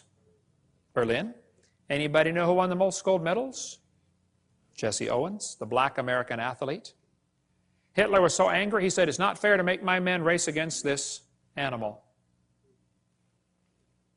Hitler said, I regard Christianity as the most fatal, seductive lie that ever existed. Well, that's because he thought biological evolution would weed out the religion and be a weapon against religion, because the Bible teaches all nations are of one blood. And if you think you are superior to somebody because of the color of your skin, number one, you're wrong. Number two, you're stupid. Okay, number three, you're not right with God. Okay, we cover more on the races, and there's no such thing as races. It's just skin colors on video number 7. I stood in the courtroom in Nuremberg where they held the trial years ago. Those guys on trial said, we did nothing illegal, we were just obeying orders. Yeah, and they were found guilty anyway, weren't they? Because see, there's a higher law than Germany's law. It's called God's law. Now, the Supreme Court in America in 1973 said the word person does not include the unborn. That's the decision that opened the way now for 45 million babies to be killed in America. 1,000 million, that's a billion worldwide. On September 11th, 2001, 3,000 Americans were killed by terrorists. We spent billions of dollars trying to hunt them down and kill them, right? You know what else happened September 11th, 2001? 4,500 Americans were killed by abortionists. 50% more, and nobody said a word. The next day it happened again. We've had a September 11th tragedy every day ever since. Have we gone nuts? Margaret Sanger started a group called Planned Parenthood to eliminate the inferior species. She wanted to wipe out the blacks, the Jews, and the Orientals. She thought they were human weeds. We could spend all day on Margaret Sanger, but they thought that, just like Hitler said the Jews are a parasite in the body of nations, Margaret Sanger said the unborn child is a parasite in the woman's body. No, it's a child, okay? It's a baby. We could spend all day on Margaret Sanger. We don't have to take time for that now, but this is a Planned Parenthood document from 1952. They said, your question's answered about birth control. What is birth control? Is it an abortion? They said, oh, definitely not. An abortion requires an operation. It kills the life of a baby after it has begun. Well, you bunch of hypocrites at Planned Parenthood. Now they're the biggest funder of abortions in the country. These 6 things doth the Lord hate. Hands that shed innocent blood. God hates this. Cursed be he that taketh reward to slay an innocent person. And all the people shall say, Amen. Amen. Your textbooks are going to tell you kids that you have an appendix that is vestigial. You don't need it anymore. That's a lie. You need your appendix. The appendix is part of your immune system. Here's an article on the web from University of Chicago. Ask a scientist. Nancy writes in and says, what is the function of the appendix in a human before it is taken out through surgery? This lady writes back and says, the appendix has no known function. She's way behind the times on that one. She goes on to say, it is believed that the appendix will gradually disappear in human beings as our diet do not includes cellulose no more.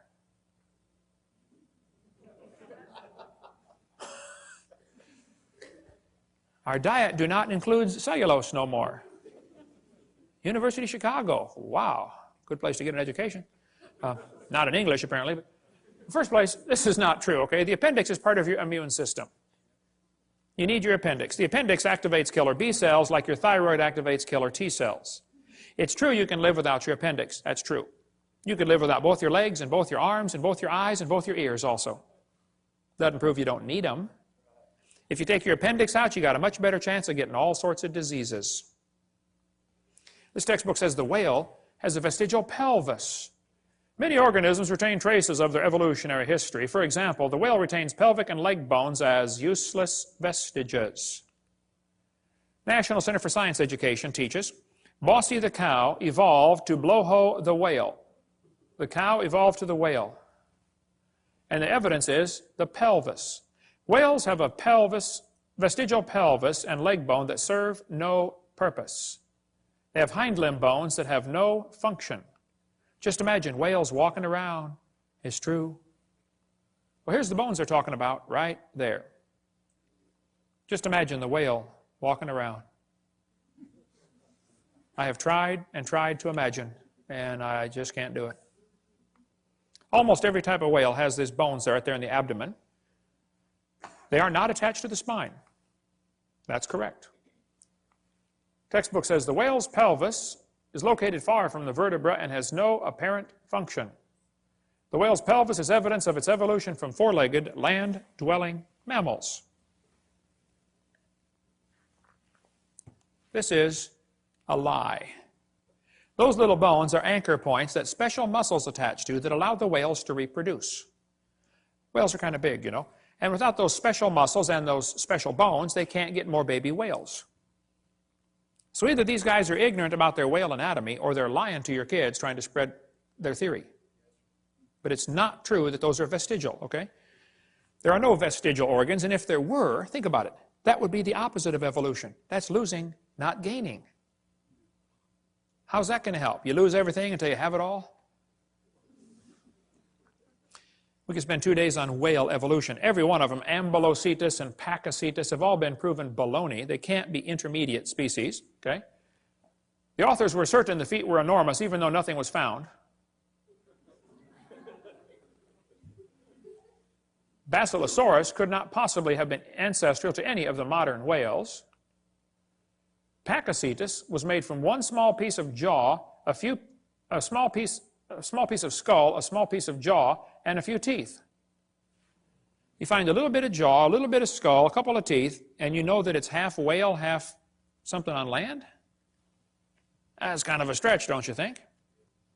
We'll cover more on that later, but there's all kinds of stuff on our website about this. I've got in my museum a 15.5-foot python snake skin. If you look at the south end of that snake skin, it's got a couple claws attached to a little 2-inch bone going up inside the snake's body. We've got them in our museum, okay? Textbook says, see, boys and girls, this is a vestigial structure. The boa and the python have these little tiny claws. Do whales or snakes have back legs? You can see that they don't. Yet, both animals have vestigial hip bones and leg bones where legs may once have existed. This is a lie. This textbook says they have reduced hind legs, rudimentary hind legs of a python snake. You've got to be kidding. Those little claws are used in mating, okay? The snake doesn't have any arms, and he can't talk and say, scoot over, honey, okay? This has nothing whatsoever to do with walking on land. It has to do with getting baby snakes. So once again, somebody's real dumb about their snake anatomy, or they're lying to your kids trying to spread their theory. This textbook shows the coccyx, the human tailbone, and at Discover magazine, and it says, that's all that's left of the tail that most mammals still use. Humans have a tailbone that is of no apparent use. I was in a debate in Huntsville, Alabama, against the president of the North Alabama Atheist Association. He got up in front of God and everybody and said, folks, I've got proof for evolution. Humans have a tailbone they no longer need. I said, Mr. Patterson, I taught biology and anatomy. I happen to know there are 9 little muscles that attach to the tailbone, without which you cannot perform some valuable functions. I won't tell you what they all are, but trust me, you need those muscles. I said, now, if you think the tailbone is vestigial, I, Kent Hovind, will pay to have yours removed. Bend over. Critical thinking, this book says, 2005 edition. At the end of your backbone is a coccyx, a few small bones that are fused together. Could the human coccyx be a vestigial structure? Or is it the start of a newly evolving structure? That's thinking critically. They give the kids 2 answers, 2 options, both of which are wrong. There's a third option, you know. Maybe it's fine just like it is. Notice they don't give that as an option, do they? Maybe it was designed to support your colon and support your lower back for posture when you sit, and 5 or 6 other things you can read your Gray's Anatomy about, okay? They say, aren't babies born with tails once in a while? No. But that baby's got a tail right there. No, he doesn't. It's not a tail. That's just fatty tissue. There's no bone, no muscle, no cartilage. It's not even lined up with the spine. It has to do with the way the baby develops inside the mother. There's fat around the nervous system to protect it until the bone grows around it. Generally, the fat is resorbed into the system as the baby grows and develops bone. But on extremely rare occasions, the fat is excluded outside the body like a big wart. So what you do, you cut it off, sew it up, put a diaper on the kid, and send him home. It's just nothing like it's just like a wart. That's all it is. Cut it off. It's not a tail. This one says the coccyx is a small bone at the end of the human vertebral column. It has no present function, and is thought to be the remainder of bones that once occupied the long tail of a tree-living ancestor. They told me when I was a kid, man used to have a tail, but he lost it because he didn't need it. I thought, didn't need it? Have you ever thought how handy a tail would be? Have you ever come to the door with 2 sacks of groceries? Man, wouldn't that be nice to be able to grab that door and walk right in there? You could drive down the highway and hold that can of Coke and tune the radio knob all at the same time. Lost it because we didn't need it. That's a lie. Everything used as evidence for evolution has been proven wrong. If real evidence exists, I'd like to see it. We'll pay $250,000 for real proof for evolution. But don't lie to me. I think you ought to demand that your school board cut out pages with lies on them. Don't put up with that stuff. I was speaking at University of West Florida, and this one biology teacher said, Hovind, I don't think we should deface textbooks. I said, what do you mean? He said, well, tonight you said we should cut out the pages with this stuff on it. We shouldn't deface a textbook. I said, well, sir, suppose you were teaching math and you found a book that said 2 + 2 is 5. What would you tell your students to do? He said, I would tell them to mark out the wrong answer and write in the right answer. You would deface a textbook? I said, now, sir, you teach biology, don't you? He said, yes, I do. I said, well, suppose you found one of your textbooks that taught the embryo has gill slits or the snake has a vestigial pelvis or, you know, all this stuff I covered tonight. Are you going to tell your kids to tear that page out? He said, oh, no. I said, would you tell them to mark it out and then write something in the column that it's not correct? He said, no. I said, would you at least put a warning sticker in the front cover that said, hey, kids, the information on page 85 is wrong. Would you at least warn them? He said, oh, no. I said, you would correct a math book, but you won't correct a biology book. I said, you, sir, are a hypocrite. And the folks in this county need to help you get a different job picking peaches or changing tires. But you got no business taking our tax dollars to lie to these kids coming through your class. We're paying for this school. Why don't you be respectful and resign or quit lying to the kids? You say, Hovind, you don't have much tact. Oh, I made full contact with that guy, that's for sure. Okay. Evolution is unproved and unprovable. We believe it because the only alternative is special creation. They just don't want to believe this. They don't want to believe in creation. And they're willing to believe a lie rather than believe the truth, just so they can support their wicked lifestyle. Psalm 94 says, he that formed the eye, shall he not see? God formed the eye. Eyeballs are incredibly complicated. Charles Darwin said, to suppose that the eye could have been formed by natural selection seems, I freely confess, absurd. But then he goes on for 3 or 4 pages and says how he thinks it happened anyway. Your eyeball's amazing. You know, at the back of your eye, there are 137 million light-sensitive cells in 1 square inch, called your retina. All of them wired straight to the brain. How would you like to hook up 137 million electrical connections in 1 square inch? My Heavenly Father did. He's pretty smart, isn't he? Now, I debated one atheist one time, and he said, Hovind, the eye is an example for evolution because it's poorly designed. I said, what on earth are you talking about? He said, well, the light comes into your eye, and then it goes through blood vessels in front of the retina. He said, that's wired backwards. He said, the octopus has a much better eye because their blood vessels are behind the retina. I said, sir, let me just explain something to you, okay? I said, we live in the air. Now, air is a pretty poor insulator for UV light. So your body is designed with the blood vessels in front of the retina. That's your body's last defense against ultraviolet light. Now, octopus live in the water, okay? Water blocks UV light, so they don't need their blood vessels in front. See, we're designed for living in air, and they're designed for living in water. Now, if you want to swap eyes with an octopus, you just go ahead, sir, but you're going to be blind in a few days, okay? Because they don't have the blood vessels in front to block the UV light. What a dumb evidence for evolution. What they're trying to say is, well, God wouldn't do it this way, so it must have evolved. Well, that's a silly argument for evolution. Maybe you just don't understand why it was designed that way. I think man's understanding of the human body is about like putting a 5-year-old kid under the hood of your car and saying, hey, kid, take out whatever this thing doesn't need. You don't know what any of it does. You can take it all out, right? You know, your eyeball's amazing. It would take a minimum of 100 years of Cray computer time to simulate what takes place in your eye many times every second. Eyeballs are amazing. But this textbook says, the complex structure of the human eye may be the product of millions of years of Evolution.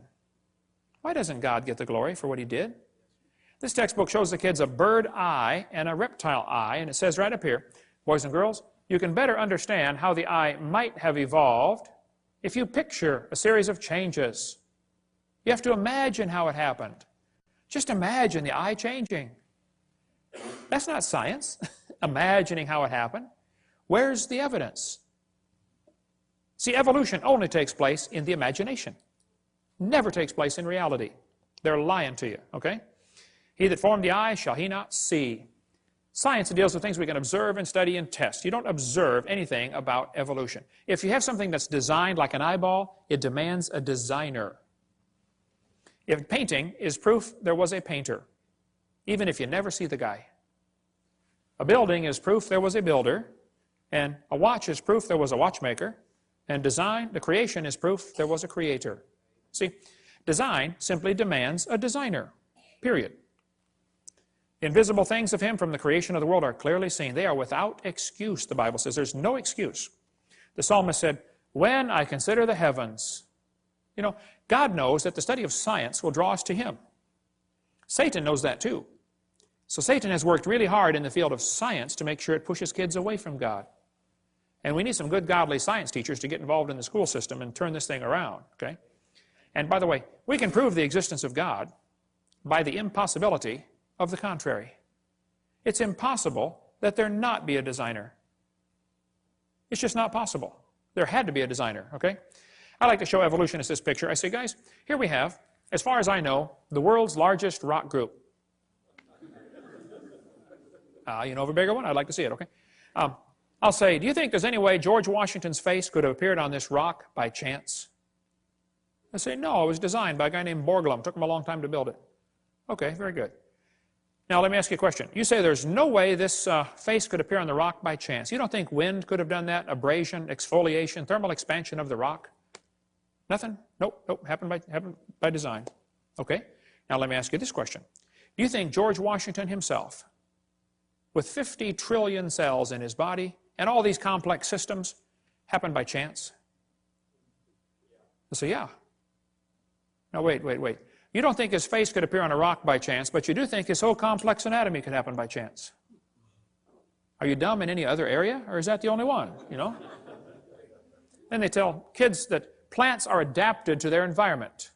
Adapted? Yes, boys and girls, gills are an adaptation to living in water. Oh, well, how did they live before they adapted the gills? Well, you see, Mr. Hovind, for millions of years, they all died. None of them lived until they adapted the gills. Oh, I see. Why don't they say it's a design feature? See, they avoid using the word designed because then some kid's going to say, who's the designer? Adaptations for living on land. Legs. Oh, yes, boys and girls. Legs support the body's weight as well as allow movement from place to place. Well, that's true. It doesn't prove they adapted by themselves, though. Lungs. Oh, boy, the delicate structure of a fish's gills depends on water for support. On land, lungs carry out gas exchange. That's true. That's not proof one changed to the other, though. They just make this mental, imaginary connection in the kids' minds. I've got a Casio Databank stopwatch, watch, okay? Holds 300 phone numbers. It's a calculator, stopwatch, an alarm clock, and a countdown timer. It does not tell time. I have to look at it, but it's a pretty amazing machine. $70 at Walmart. I was in Japan a couple years ago, but I did not see the guy who makes the Casio Databank watch. I never saw him. Do I have to see the guy who made it to believe he exists? Is it logical for me to stand here in Tennessee and say, I believe there's a watch designer in Japan that made this thing? Is that logical? Even if I never see him? Sure. Would it be illogical for me to say, I've never seen him, so I don't believe he exists? That would be totally dumb, wouldn't it? And you don't have to see the Creator to believe he exists, okay? Evolutionists argue against design using arguments they designed. Think about that one. Here's a great book talking about the complexity of living things at a micro scale. We sell the book at our website. Michael Behe wrote this on Darwin's black box. He spends a whole chapter describing the hair on a bacteria. That hair is so complicated, it's attached to a little tiny motor. The motor is so tiny that 8 million of them would fit in the cross-section of a human hair, but the motor turns 100,000 RPM. Let's see you build a motor like that. Pretty amazing. And as things get smaller, the world they live in feels more sticky to them. The viscosity of the fluid seems greater. So a bacteria swimming through water is about like a person swimming through peanut butter. And that little motor is so powerful and turns so fast, that bacteria can swim about like a person going 60 miles an hour through peanut butter. We got a little model of it in our museum if you want to come down and see how they work. And the textbook says, humans probably evolved from bacteria more than 4 billion years ago. What? They can swim through peanut butter 60 miles an hour. We should sign them up for the Olympics, man.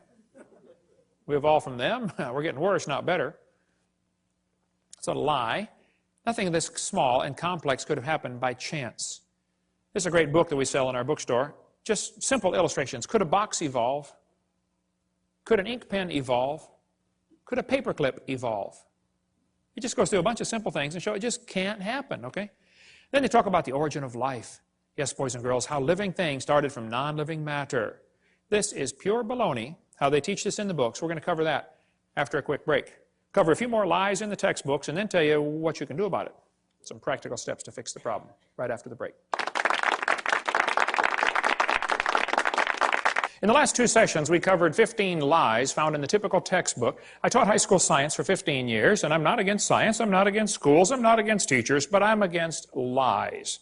Just don't lie to the kids, okay? The Bible says in the book of Proverbs, cease, my son, to hear the instruction that causeth thee to err from the words of knowledge. Don't listen to things that are simply not true, okay?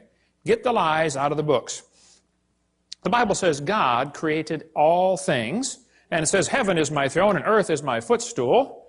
Hath not my hand made all these things? God made everything. And the Bible says God formed the entire world. The Bible says God created great whales and every living thing. Now, the textbooks in school are going to teach your kids that every living thing happened by itself. They're not going to teach them God created every living thing, that's for sure. Here's a textbook that says, the history of life on earth began about 3.5 billion years ago. How this occurred has been and will continue to be a topic for inquiry. Let me give you the Hovind translation of what they just said. What they just said is, it's okay to inquire how it evolved. It is not okay to inquire if it evolved. Hey kids, you're allowed to research, how did evolution happen? And if some kid says, well, maybe it didn't happen at all. Oh, shut up, kid, you're out of my class, okay? The only way you can research is, how did it happen? You cannot even ask the question, did it happen? That's not education. That's indoctrination. Okay? I'm sick and tired of paying for that stuff. Now, nobody knows how a mixture of lifeless chemicals spontaneously organize themselves into the first living cell. Paul Davies said, nobody has a clue how life got started from non-living material by itself. There is not even a good theory how it can happen, but the textbooks are going to teach your kids it just happened, okay? They just tell them, hey, it happened. And you can't even consider the option that maybe God made it. Here's what happened. Back in the 50s, 2 guys, Miller and Urey, decided to figure out how life evolved. So they took a mixture of chemicals and ran it through these tubes and tried to create life in the laboratory. The experiment's been duplicated many, many times, always been a failure, and always created more problems for the evolutionist. This textbook says, although he never proved how life originated, he did add evidence to the theory that life could have started by itself. That is a lie. All they did was create problems for the idea that life could have started by itself. This one says, swirling in the waters of the oceans is a bubbling broth of complex chemicals. Progress from a complex chemical soup to a living organism is very slow. Well, it sure is. It don't even happen. That's how slow it is. There are several different articles that say life came from clay. Yep, got some clay together and poof, came alive on the bottom of the ocean. They did not address the origin of life in Darwin's book, and it's never been figured out since how life could have started. What he did is he took these 4 chemicals and put them in these glass tubes, made them circulate around, and tried to create life in the laboratory. This textbook says, many important events occurred during the Archean era, the most important of which was the evolution of life. Progress from complex molecules to the simplest living organism was a very long process. I guess so. If you give it billions of years, somehow it looks more reasonable, This one says, the first living cells emerged between 4 billion and 3.8 billion years ago. There is no record of the event. but you better believe it, and you're going to be tested on it. The first self-replicating systems must have emerged in this organic soup. So great-great-great-great-grandpa was soup. This is one of the lies in the textbooks you kids have to face. Nobody has a clue how life could have gotten started by non-living chemicals. Even Haeckel confessed, he's the guy we talked about in the last session, that made up the idea that the embryo has gill slits, you know, so they could justify abortion. Haeckel said, he claimed that spontaneous generation must be true, not because it had been proven in the laboratory, but because otherwise it would be necessary to believe in a creator. Well, Ernst, I'm sorry, bud, that's just the way it goes. Okay, there's a creator, whether you like it or not, okay? So have they really produced life in the laboratory? Oh, they haven't even come close. Here's what they did. They took 4 gases. They took methane, ammonia, water vapor, and hydrogen, ran them through these tubes, ran it through a spark chamber, which is supposed to simulate lightning. And say, we're going to put them together and make life in the laboratory. At the bottom of the flask, they got this red goo, and they kept draining the goo off, because if it went through the spark again, it would destroy it. So they had to make the goo and then save it from the next spark, okay? They said in the textbook here it was rich in amino acids, this red goo was. Well, that's simply a lie, okay? They didn't come close to making life. The problem is they had a reducing atmosphere. In other words, he excluded oxygen. You can look at his 4 gases. There's no oxygen there. He knew if he had oxygen in there, it would oxidize whatever chemicals tried to combine. You know, you cut a banana open and lay it on the table, it turns brown, it oxidizes. You don't paint your car, and it oxidizes, it rusts. Well, living cells will oxidize quickly in the presence of oxygen. So he didn't put any oxygen in there.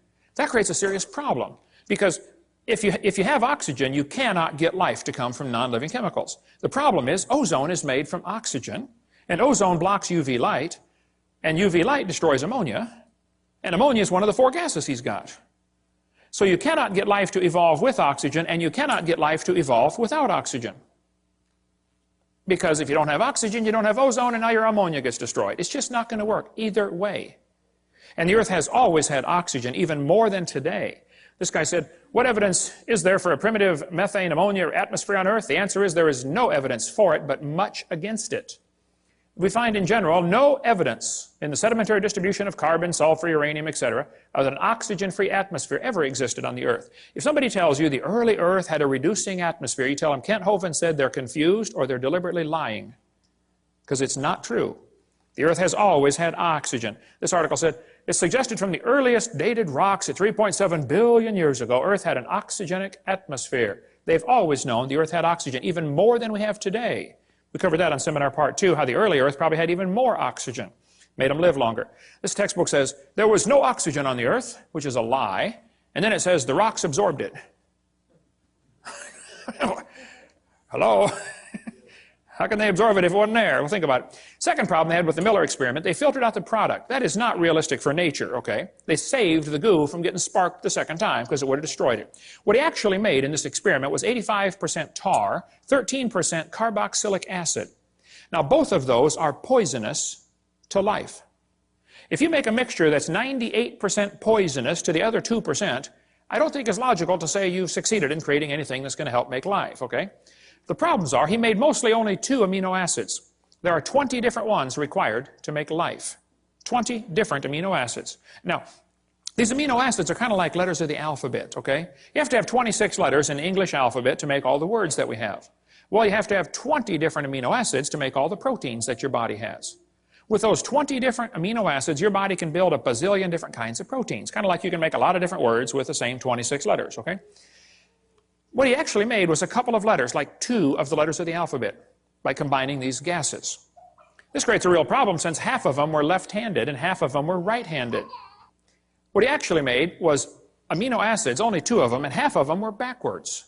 I mean, if I drop letters of the alphabet, there's a 50-50 chance some of them are going to land upside down. They don't do any good.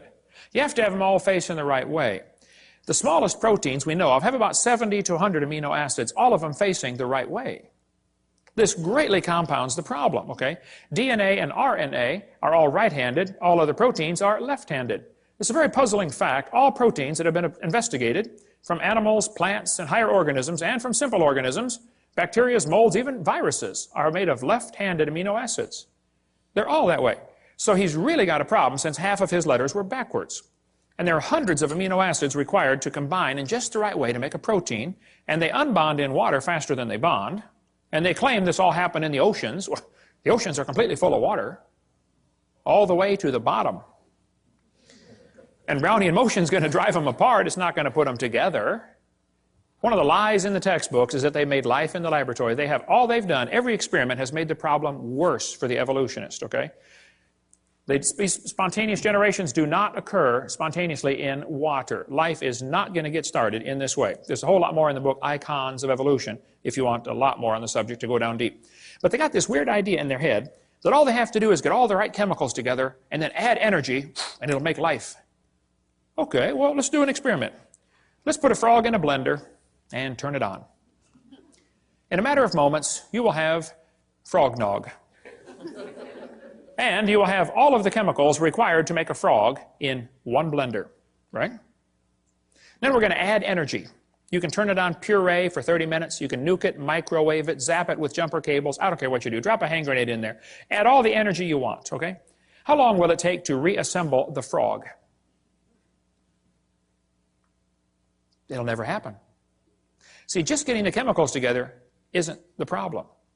You go to the mortuary, you got a dead body laying there, you got all the chemicals required for life right there in one spot. Bring it back to life. Life is something different. I don't think science has ever defined that clearly, but they talk about how we all came from this early life form. Once this first life form got started, this single cell, then it evolved into everything else. Like this textbook shows the kids that a bacteria slowly evolved to a human. These trees of life are absolute propaganda. There is no evidence for any of these, okay? Even Mary Leakey said, those trees of life with the branches of our ancestors, that's a lot of nonsense, okay? Stephen Gould said the evolutionary trees that adorn our textbooks are not the evidence of fossils, that's for sure. There is no evidence that any animal is related to any other kind of animal. But this textbook says, all the many forms of life on Earth today are descended from a common ancestor found in a population of primitive unicellular organisms. There's no such thing as a primitive unicellular organism. If it's alive, it's complicated. We'll cover more on that in a minute. And then it says, no traces of those events remain. What they do is they tell the kids, okay, kids, the mammals, the birds, and the crocodiles have a common ancestor. They draw these trees in the books, and they look so pretty, and the kid goes, wow, they've got proof. I saw it in my book. No, they've got a picture in your book, okay? Everything inside that circle is pure religious speculation. They think it happened, they hope it happened, but there is zero evidence for anything inside that circle. It's one of the lies you're going to have to face in your textbook. The Bible says if you offend one of these little ones, you'd be better off with a millstone about your neck. Go swimming. These folks teaching evolution are in serious trouble when they stand before God. Then they tell them we come from a simple, primitive, unicellular organism. Look, just because it's smaller doesn't mean it's simpler. A paramecium is more complicated than a space shuttle, and you can put thousands of those into one drop of water. Smaller is not simpler. That's one of the lies in the textbooks. I'll show you.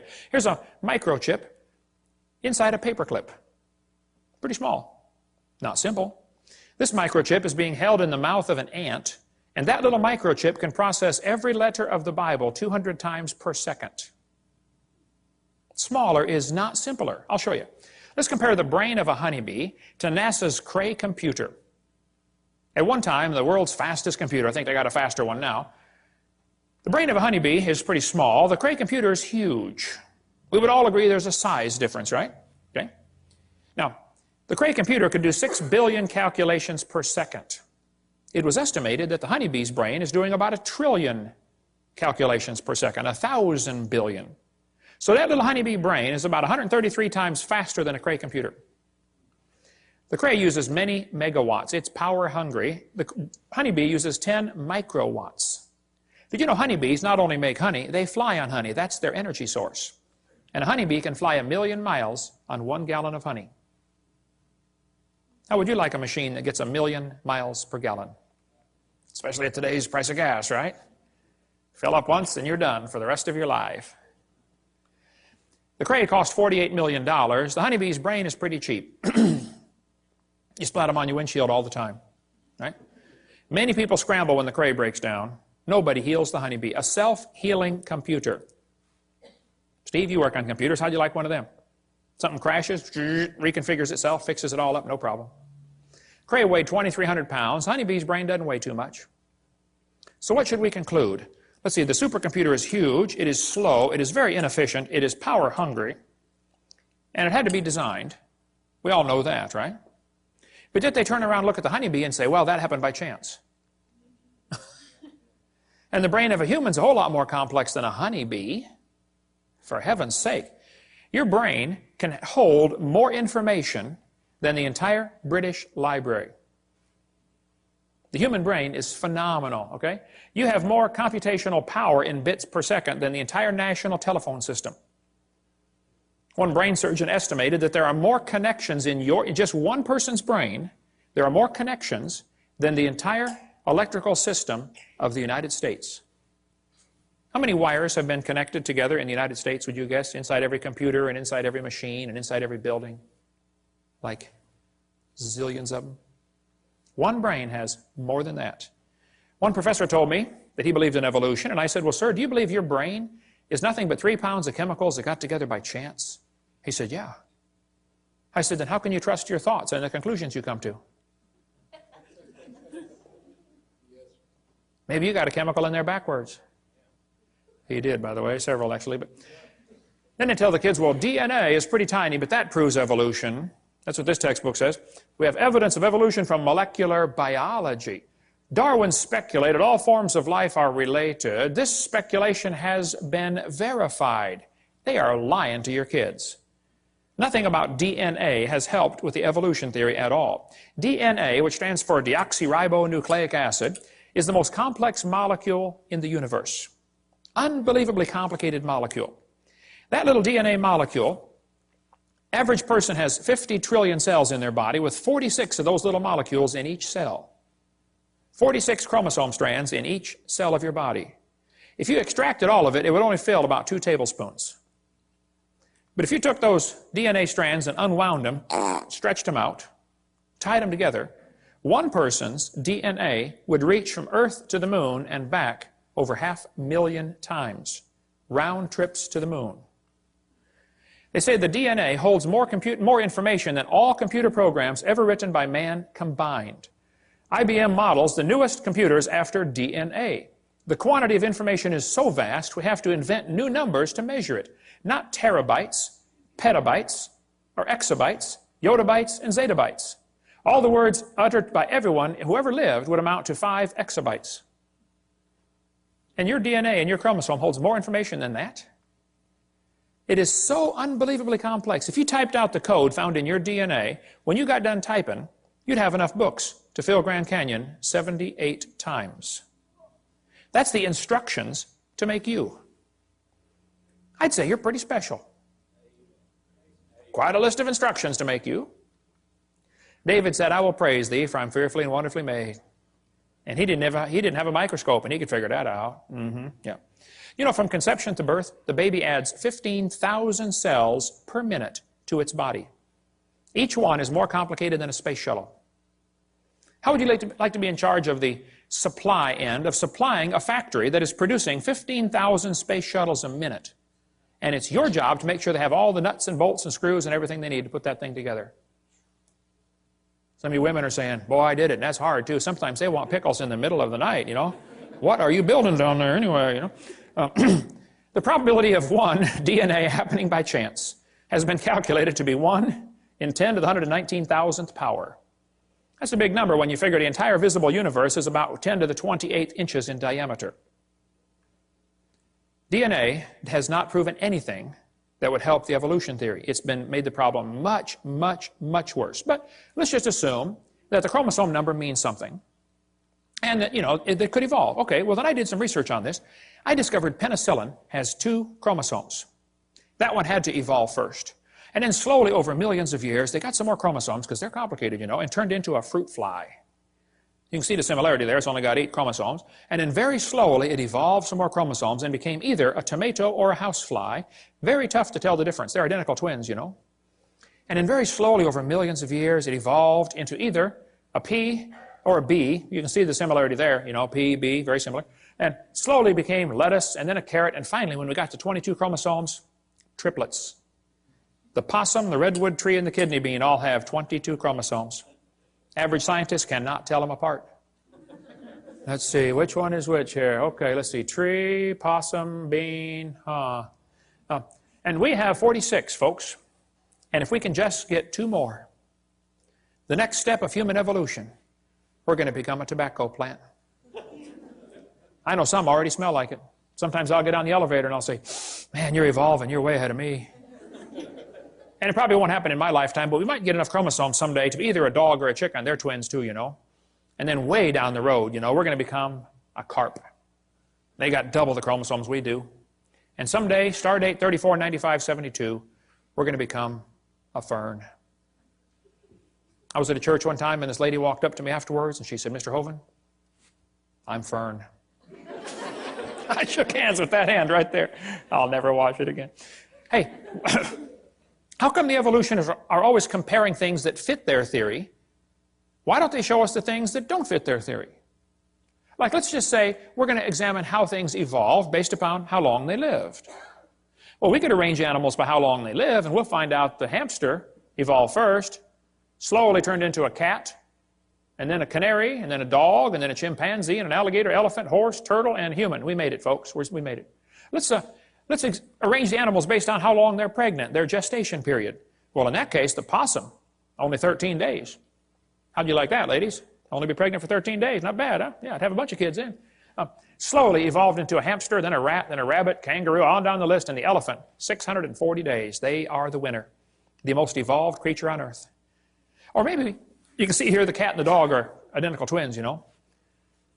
Maybe we should arrange them based on how much they weigh in their adult form. Well, the shrew only weighs 4 grams. Slowly it became a mouse. And very slowly, over billions of years, became a whale. The whale's the most evolved now. Why don't they show us these charts, huh? And why is it that amphibians have 5 times more DNA than mammals, and some amoeba have 1,000 times more DNA? They don't tell us these things because it doesn't fit their theory. It's impossible to arrange in any sort of evolutionary series based on just one little bit of facts. You better find all the facts. You find out this evolution theory fails miserably. But they tell the kids, we're going to think critically. Boys and girls, there are 20 kinds of amino acids. That's a fact. Explain how this fact supports the idea that all life shares a common ancestor. How's a Christian kid supposed to answer that for homework for Monday? Don't you see a built-in assumption in this question? That's not learning to think critically. Would the kid be allowed, teacher, to explain how this fact that all life forms have 20 amino acids, would the kid be allowed to say, maybe that proves the intelligence of a common designer? Maybe God gave all the animals the same basic 20 amino acids so that we don't have to just eat each other, you know. I mean, if they're all totally different, wildly different kinds, then we could only eat other humans. But see, God made it this way so the brown cow can eat the green grass and give the white milk and make the yellow butter, and I eat it and get the blonde hair. Maybe that's why there's all the same basic building blocks. Yeah. One of the lies they face in the textbooks is this idea that all these similarities prove a common ancestor. Well, let's pretend that it does, okay? This textbook says humans and orangutans are 96% similar, proving a common ancestor 15 million years ago. I don't think so. Humans and chimps have thousands of differences. Thousands of differences. Overall, this guy says the genetic difference is only 1.6%. Oh, that's what they used to think, but that's a lie. Barney Maddox was the leading genome researcher on this project. He said the genetic difference between human and chimpanzee is at least 1.6%. It doesn't sound like much, but calculated out, that's a gap of 48 million nucleotides. And a change of only 3 nucleotides is fatal to an animal. He said it's not going to happen. That's when they thought the difference was 1.6%. It's still too big of a gap. Now then, later they found out, oh, actually it's a 95% similarity, which is 5% difference. And just recently they said, oh no, wow, look at this, it's 7.7% difference. The difference, the more we study about this, the worse the problem gets for the evolutionist. Actually, it's becoming worse by the day. This result is based on only 1 million DNA bases out of 3 billion.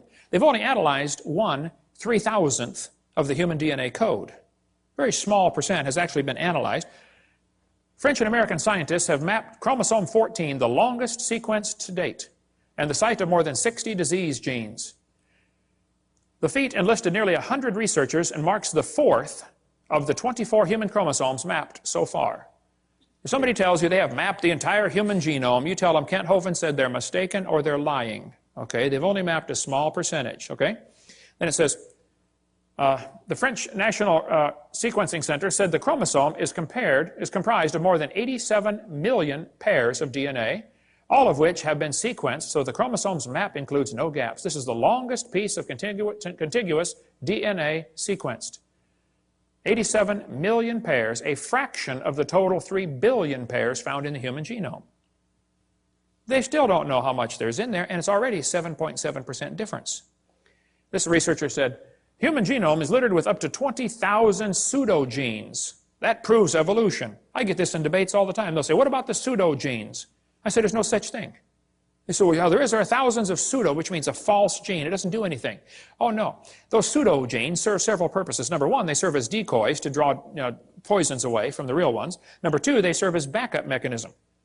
It's like your computer has an automatic backup. You know, if a piece of the memory gets destroyed, another one of those pseudogenes jumps right in, takes over. No, there's not. They took out some of the pseudogenes to see what would happen. They said, well, the mouse doesn't need these things. Let's take them out. And there's how they turned out. They were deformed terribly. No such thing as a pseudogene. The pseudogene may function as a decoy to lure away destructive enzymes. Discover Magazine of '03. We could spend all day on DNA sequencing, but, you know, it could be. We have similar DNA to other animals because we have the same designer. You know, similar bridges would have similar blueprints, wouldn't they? Similar cars would have similar instructions on how to build them, how to make them. Man has a pretty good understanding of how cars work. My daddy started us boys off working on cars when we were, 7 years old.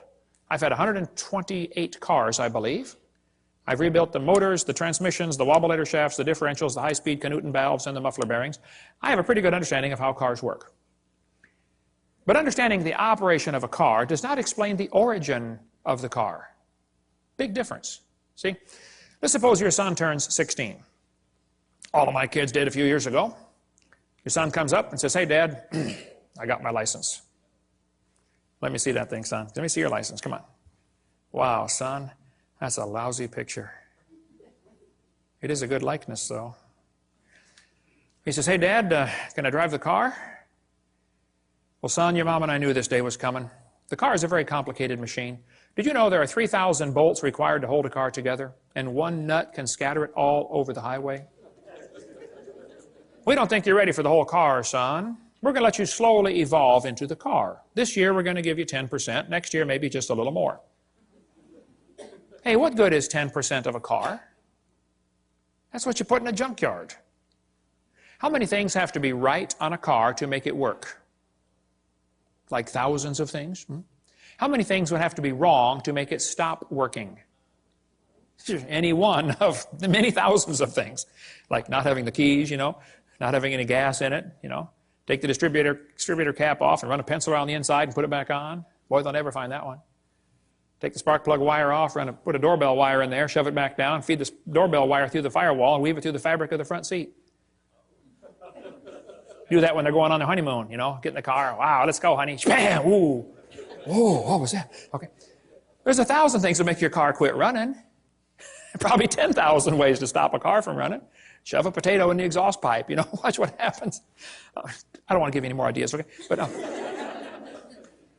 there are thousands of differences between humans and chimpanzees. But if you think a percentage of similarity proves a relationship, let me show you the research I've been doing. I discovered clouds are 100% water. Watermelons are 97%. It's only 3% difference. That proves they're related. Jellyfish are 98%. Missing link. And so are snow cones. Yeah, there we go. We got the proof, okay? Then they tell them fossils prove evolution. I say, guys, you got to be kidding. This textbook says, evidence of evolution from the fossil record. Oh, no, don't give me that. That's a lie. There is no fossil record. There's a bunch of bones in the dirt. It's not a record, okay? You're putting your interpretation on those bones they're digging out of the dirt. There is no fossil record. This textbook says evolution is a fact. The fossil record provides some of the strongest evidence that species evolved over time. This is silly. There is no fossil record. You don't look back into time. You look at a bunch of bones you dug out of the dirt. And you put your interpretation on them, okay? Fossils only exist in the present. They don't exist in the past. I mean, you're digging them up and it's 2005, okay? You can't say, wow, this fossil is 40 million years old. You don't know that. Okay? All we do is put our interpretation on the fossils. But the kids are taught fossils contribute to our understanding of evolution.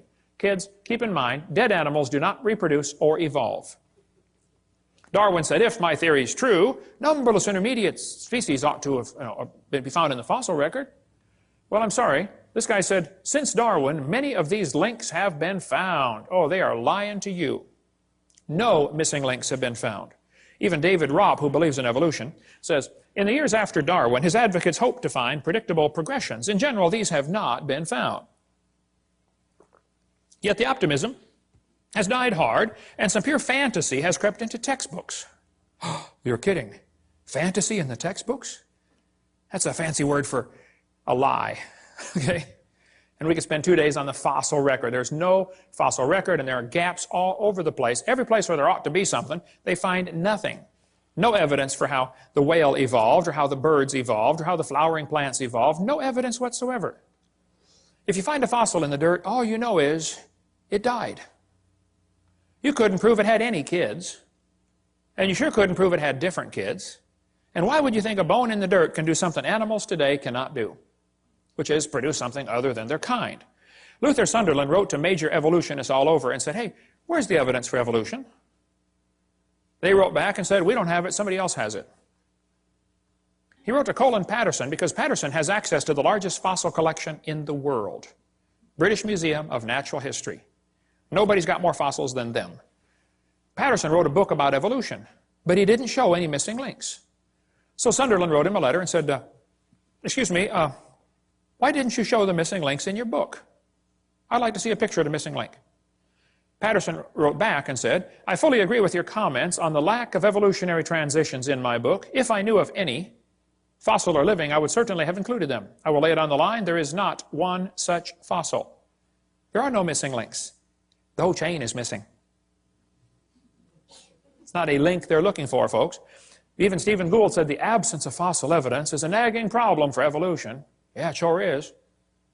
Stephen Gould died with a set of my videos on his shelf in his library. I hope he watched them. I donated them to him years ago, way before he died.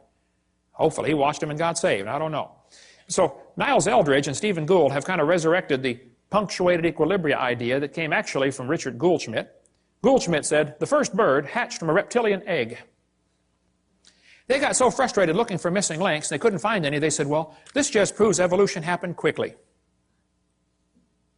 Oh, I see, yeah. And this bird that hatched from the reptile egg, who did it marry? Don't you have to have two in the same place of the opposite sex? I mean, what if you get two males? And don't they have to be at the same time in history? What if one's born just 10 years before the other one? Just missed it. You got to get them in the same place of the opposite sex at the same time, and they got to be interested. You got a whole bunch of problems, okay? Serious problems. Then they tell the kids to think critically. Which theory best describes the organism's evolution? Gradualism or punctuated equilibria? Look what they do. Kids, which theory is the best explanation? Slow evolution or fast evolution? Do you see how they're giving the kids two options, both of which are false? Which is correct, boys and girls? Elephants are orange or elephants are pink? Oh, man. Mom, what should I write for this one? I don't know, honey. Go do your homework. They're neither one.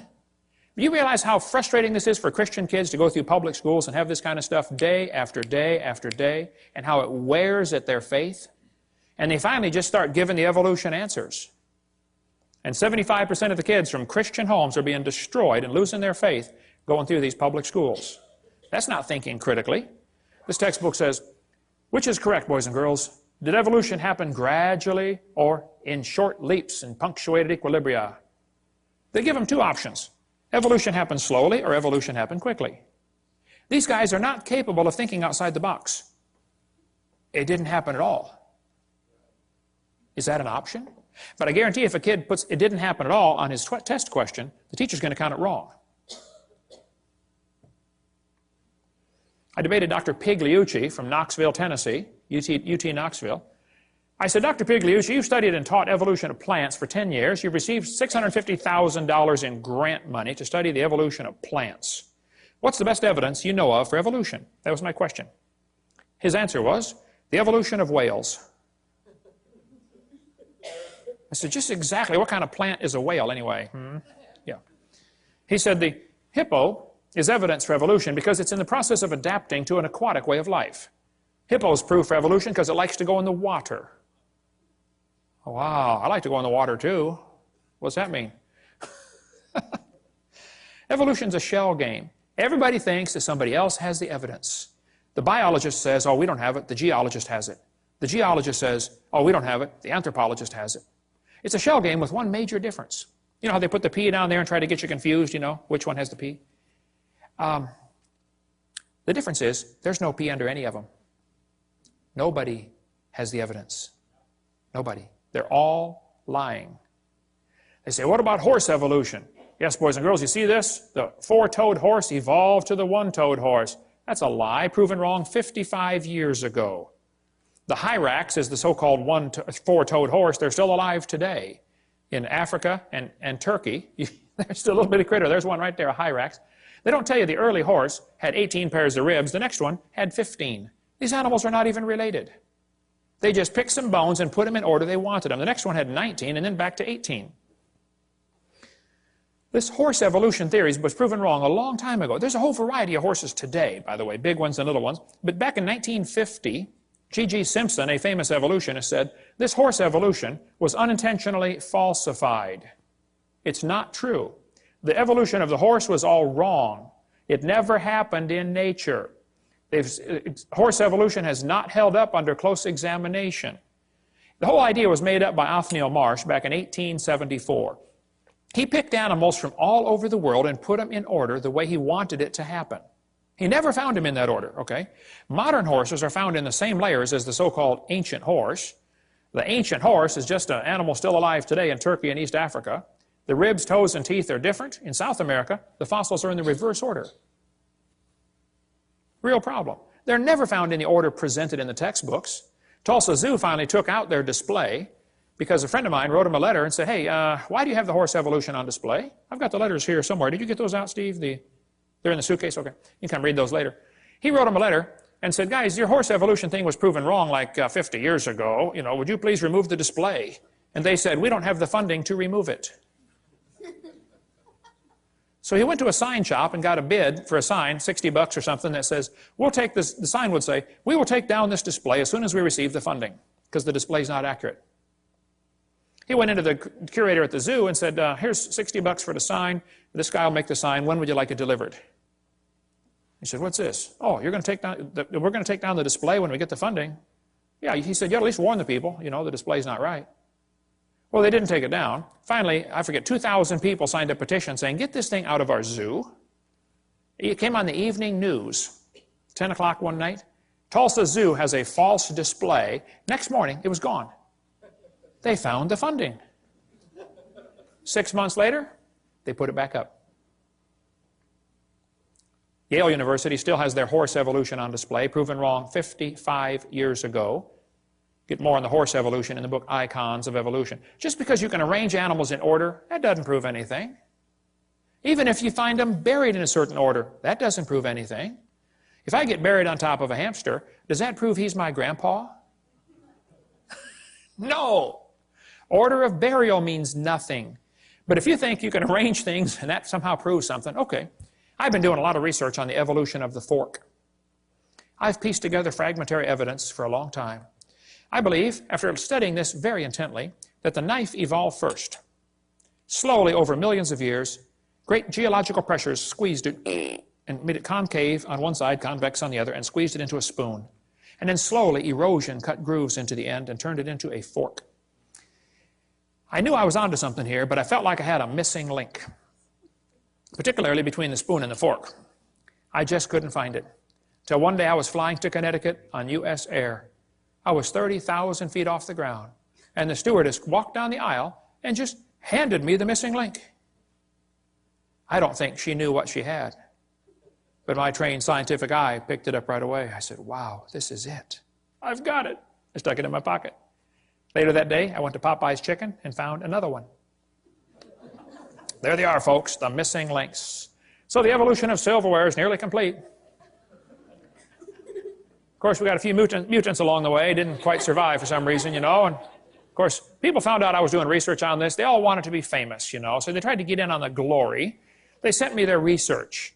This one was an obvious fork head on a spoon handle. I mean, look, it didn't get by me. I caught it right away, you know. They don't get stuff. I don't fall for stuff like that. Even the races, of course, evolved over the along the ways. But look, if you want to arrange things, you can turn a cat to a cot to a dot to a dog by changing one letter at a time. You can play with this for a while, turn yourself into a fool when you're done. They say dinosaurs turned to birds. There are very few ideas as dumb as this one. The Bible says God made the birds on day 5. He made the reptiles on day 6. Evolution says reptiles came first and then the birds. You know, everything about evolution is backwards to the Bible. Everything. But this article says, dinosaurs alive as birds, scientist says. Oh, wow, scientist says. Well, that proves it right there. Just like it gives some kind of authority. Wow, scientist says. This is absurd. Everything about the bird evolution is baloney, okay? Archaeoraptor was listed in 1999 as the missing link. Yes, boys and girls, breaking news, National Geographic, we found the missing link. They had a whole big article about the missing link has been discovered. Then a couple months later, oops, it was proven wrong. You know, everything about these feathered dinosaurs has been proven baloney. But guess what? They're still teaching it. Here's a whole book, The Feathered Dinosaurs of China. Well, you just got this recently? Why would they still be teaching something that's been proven wrong for 5 years? All this feathered dinosaur stuff is baloney. It's all baloney. We cover more on that on one of the debates I did. I forget which one, but they say birds are descendants of dinosaurs. Well, kids, in case you don't know, there are a few differences between a dinosaur and a bird. Okay, you don't just put a few feathers on them and say, come on, man, give it a try. It won't hurt too bad. It's just not that easy. See, reptiles have 4 perfectly good legs. Birds have 2 legs and 2 wings. So if his front legs are going to change to wings, somewhere along the line they're going to be half leg and half wing. Which means on that particular day he can't run anymore and he still can't fly yet, so he's got a real problem. Serious problem. They say Archaeopteryx is proof for evolution. You got one here on the table, brother, Archaeopteryx. Whenever you buy a bag of dinosaurs, they almost always stick one of these in there. Archaeopteryx. Wow. And this somehow gets an impression to the kids. Wow, we got proof that dinosaurs turned to birds. Here's one here with feathers on it. They're lying. It's still in the textbooks. I mean, today, about Archaeopteryx, and it's been proven years ago, Archaeopteryx was just a bird, a perching bird. Alan Fiducia, who believes in evolution, says it's not a missing link. It had the right features for flight. All the features of the brain were for flight, okay? Archaeopteryx means ancient wing, and he had claws on his wings. Well, that's kind of unusual, okay. But 12 birds today have claws on their wings. The swan, the ibis, the hoatzin, several birds have claws. They say, well, he had teeth in his beak. Well, not many birds have teeth. Some do. Here's a hummingbird has teeth in his beak. But most birds don't have teeth, I agree. Actually, some mammals have teeth. Some don't. Some birds have teeth. Some don't. Some fish have teeth. Some don't. Some of you have teeth. Some don't. Okay? So, missing link. The Chinese dino bird was a forgery, and we don't have time to cover all that today, but we give lots more on that on the one of the debates I did. It's true feathers and scales are both made of keratin, same building block, that's true. But that's where the similarity stops, okay? Actually, birds and reptiles have different lung system, different reproductive system, different body covering, different brain, a different circulatory system. Thousands of differences exist between dinosaurs and birds. That could be a whole seminar by itself. It's interesting, there are 2 different kinds of dinosaurs, the bird hip and the lizard hip dinosaur. Their hips are very different. Ask an evolutionist, which type of dinosaur evolved into the bird? Was it the bird hip or the lizard hip? And they will probably kind of hang their head and quietly say, well, it was the lizard hip. Oh, so now the hip's got to turn around backwards too. In addition to the billions of other changes you got to make, there's no evidence of how dinosaurs evolved to birds. None. 0. So who's right? Well, Richard Dawkins said, it's absolutely safe to say if you meet someone who claims not to believe in evolution, that person is ignorant. stupid or insane or wicked. Sounds like he's open for a discussion. When I went to England, we tried everything to get to debate Richard Dawkins. He refused. He hung up on my secretary. His secretary hung up on me when I called back. Jesus said, you shall love the Lord your God with all your mind. There's no mental reason to reject Christianity. It's a logical deduction to say, hey, there must have been a designer. You see something complicated like this world, you say, hey, must have been a designer. Evolution's not a fact. It's not even a good theory. It's not even a hypothesis. It's a metaphysical research program. Julian Huxley said, I suppose the reason we leapt at origin of species was the idea of God interfered with our sexual mores. We don't want God telling us what to do. Evolution is a religion. Even Michael Ruse said that. He said, I'm an ardent evolutionist and an ex-Christian. But I must admit that it's one complaint, Mr. Gish is but one of many to make it. The literalists are absolutely right. Evolution is a religion. This was true of evolution in the beginning, and it's true of evolution still today. We believe in evolution because the only alternative is creation. And that's right. That is the only alternative. One Russian atheist astronomer came over here to America, and he was speaking at the university, and he said, folks, either there is a God or there isn't. I thought, wow, now that's a brilliant conclusion to come to. But then he said, both possibilities are frightening. I thought, wow, now that is a brilliant statement. See, if there is a God, we better find out who he is and find out what he wants and do what he says. If there is no God, we're in trouble. We're hurtling through space at 66,000 miles an hour and nobody's in charge. That's a scary thought. Even one famous scientist said, this evolution, transformationism, is a fairy tale for adults. The theory has helped nothing in the progress of science. It is useless. Even if evolution theory is true, it's useless. It's of no value to science whatsoever.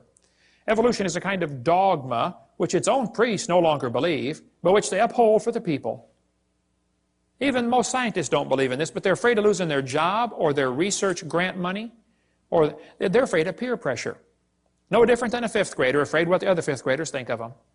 We got college professors out there teaching these lies that I've covered just because they have to, because, that's their job. Muggeridge said, I'm convinced the theory of evolution will be one of the great jokes in the history books of the future. Satan is a liar. And everything about this theory is based on lies. Even Thomason said, these people who go about teaching evolution are great con men. The story they are telling may be the greatest hoax ever. We do not have one iota of fact to support this evolution theory. So Fred Hoyle, the famous astronomer, said, well, life is so complicated, it could not have evolved on Earth, so it must have come from outer space. Well, duh. All that does is postpone the problem. How did it happen out there? This guy says, evolution is a light which illuminates all facts. All lines of thought must follow. This is what evolution is. Well, Pierre de Chardin, the Catholic priest that got most of the Catholics to believe in evolution, including the Pope, who's 3 times now said, we believe in evolution. Pierre de Chardin is one of the guys responsible for the great Piltdown hoax. He's a liar. Absolute bald-faced liar. God's Word is a light. Okay? Not evolution is a light. But if a kid goes 12 or 15 years to school in your school system, how's he going to view the world? Probably like an evolutionist. Why would they teach these lies? Well, some people think that if everybody believes in evolution, that will make it true. It doesn't matter if everybody believed in it. That wouldn't make it true yet, okay? Some people teach the lie to keep the paycheck coming in. Kids, there are teachers that don't believe in evolution, but they keep teaching it anyway because they like their paycheck every Friday. And they will lie to you to keep their paycheck coming in. Some understand the bigger picture, how evolution is the foundation for the New World Order. We cover more on that on Seminar Part 5. Evolution is the foundation for Marxism, Nazism, communism, socialism. That's why when I do debates, I always call it creation versus evolutionism. It drives them nuts, because they're used to saying, oh, it's evolution versus creationism. They always put the ism on creation. So when I flash up my sign at the beginning, it says, creation versus evolutionism debate. They always sit there with that puzzled look on their face. They're trying to read it thinking, you know, something doesn't look right about that, but I don't know what it is. Just get the little jab in there, you know. Why do people believe in evolution? Well, you might want to get this book, The Case Against Darwin. Excellent, short book, quick read for your intellectual friends that want to get the quick picture. Some people, that's all they've ever been taught. When I spoke in Russia, I was over there at the university. There were 30 professors came in to hear me speak. And after about an hour, one of the professors was crying. And I asked the interpreter, I said, what's he crying about? And she said, he's never heard the evolution. He's never heard the creation story. He didn't know there was one.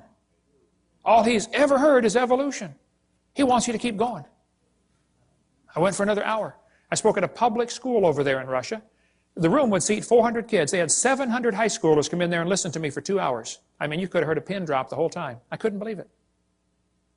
When I asked the principal before I started, I said, hey, are there any things I shouldn't say to these kids? I know this is a public school. It's kind of sensitive. He said, what do you mean? I said, well, I'm a Christian. Is it okay to tell them, you know, mention the Bible? He said, oh, yeah. Tell them anything you want. I said, well, would it be okay if I told them, you know, how to go to heaven? He said, sure, please do. These kids would love to hear about Christianity. They've never heard any of this. Wow. Door you can drive a truck through, brother.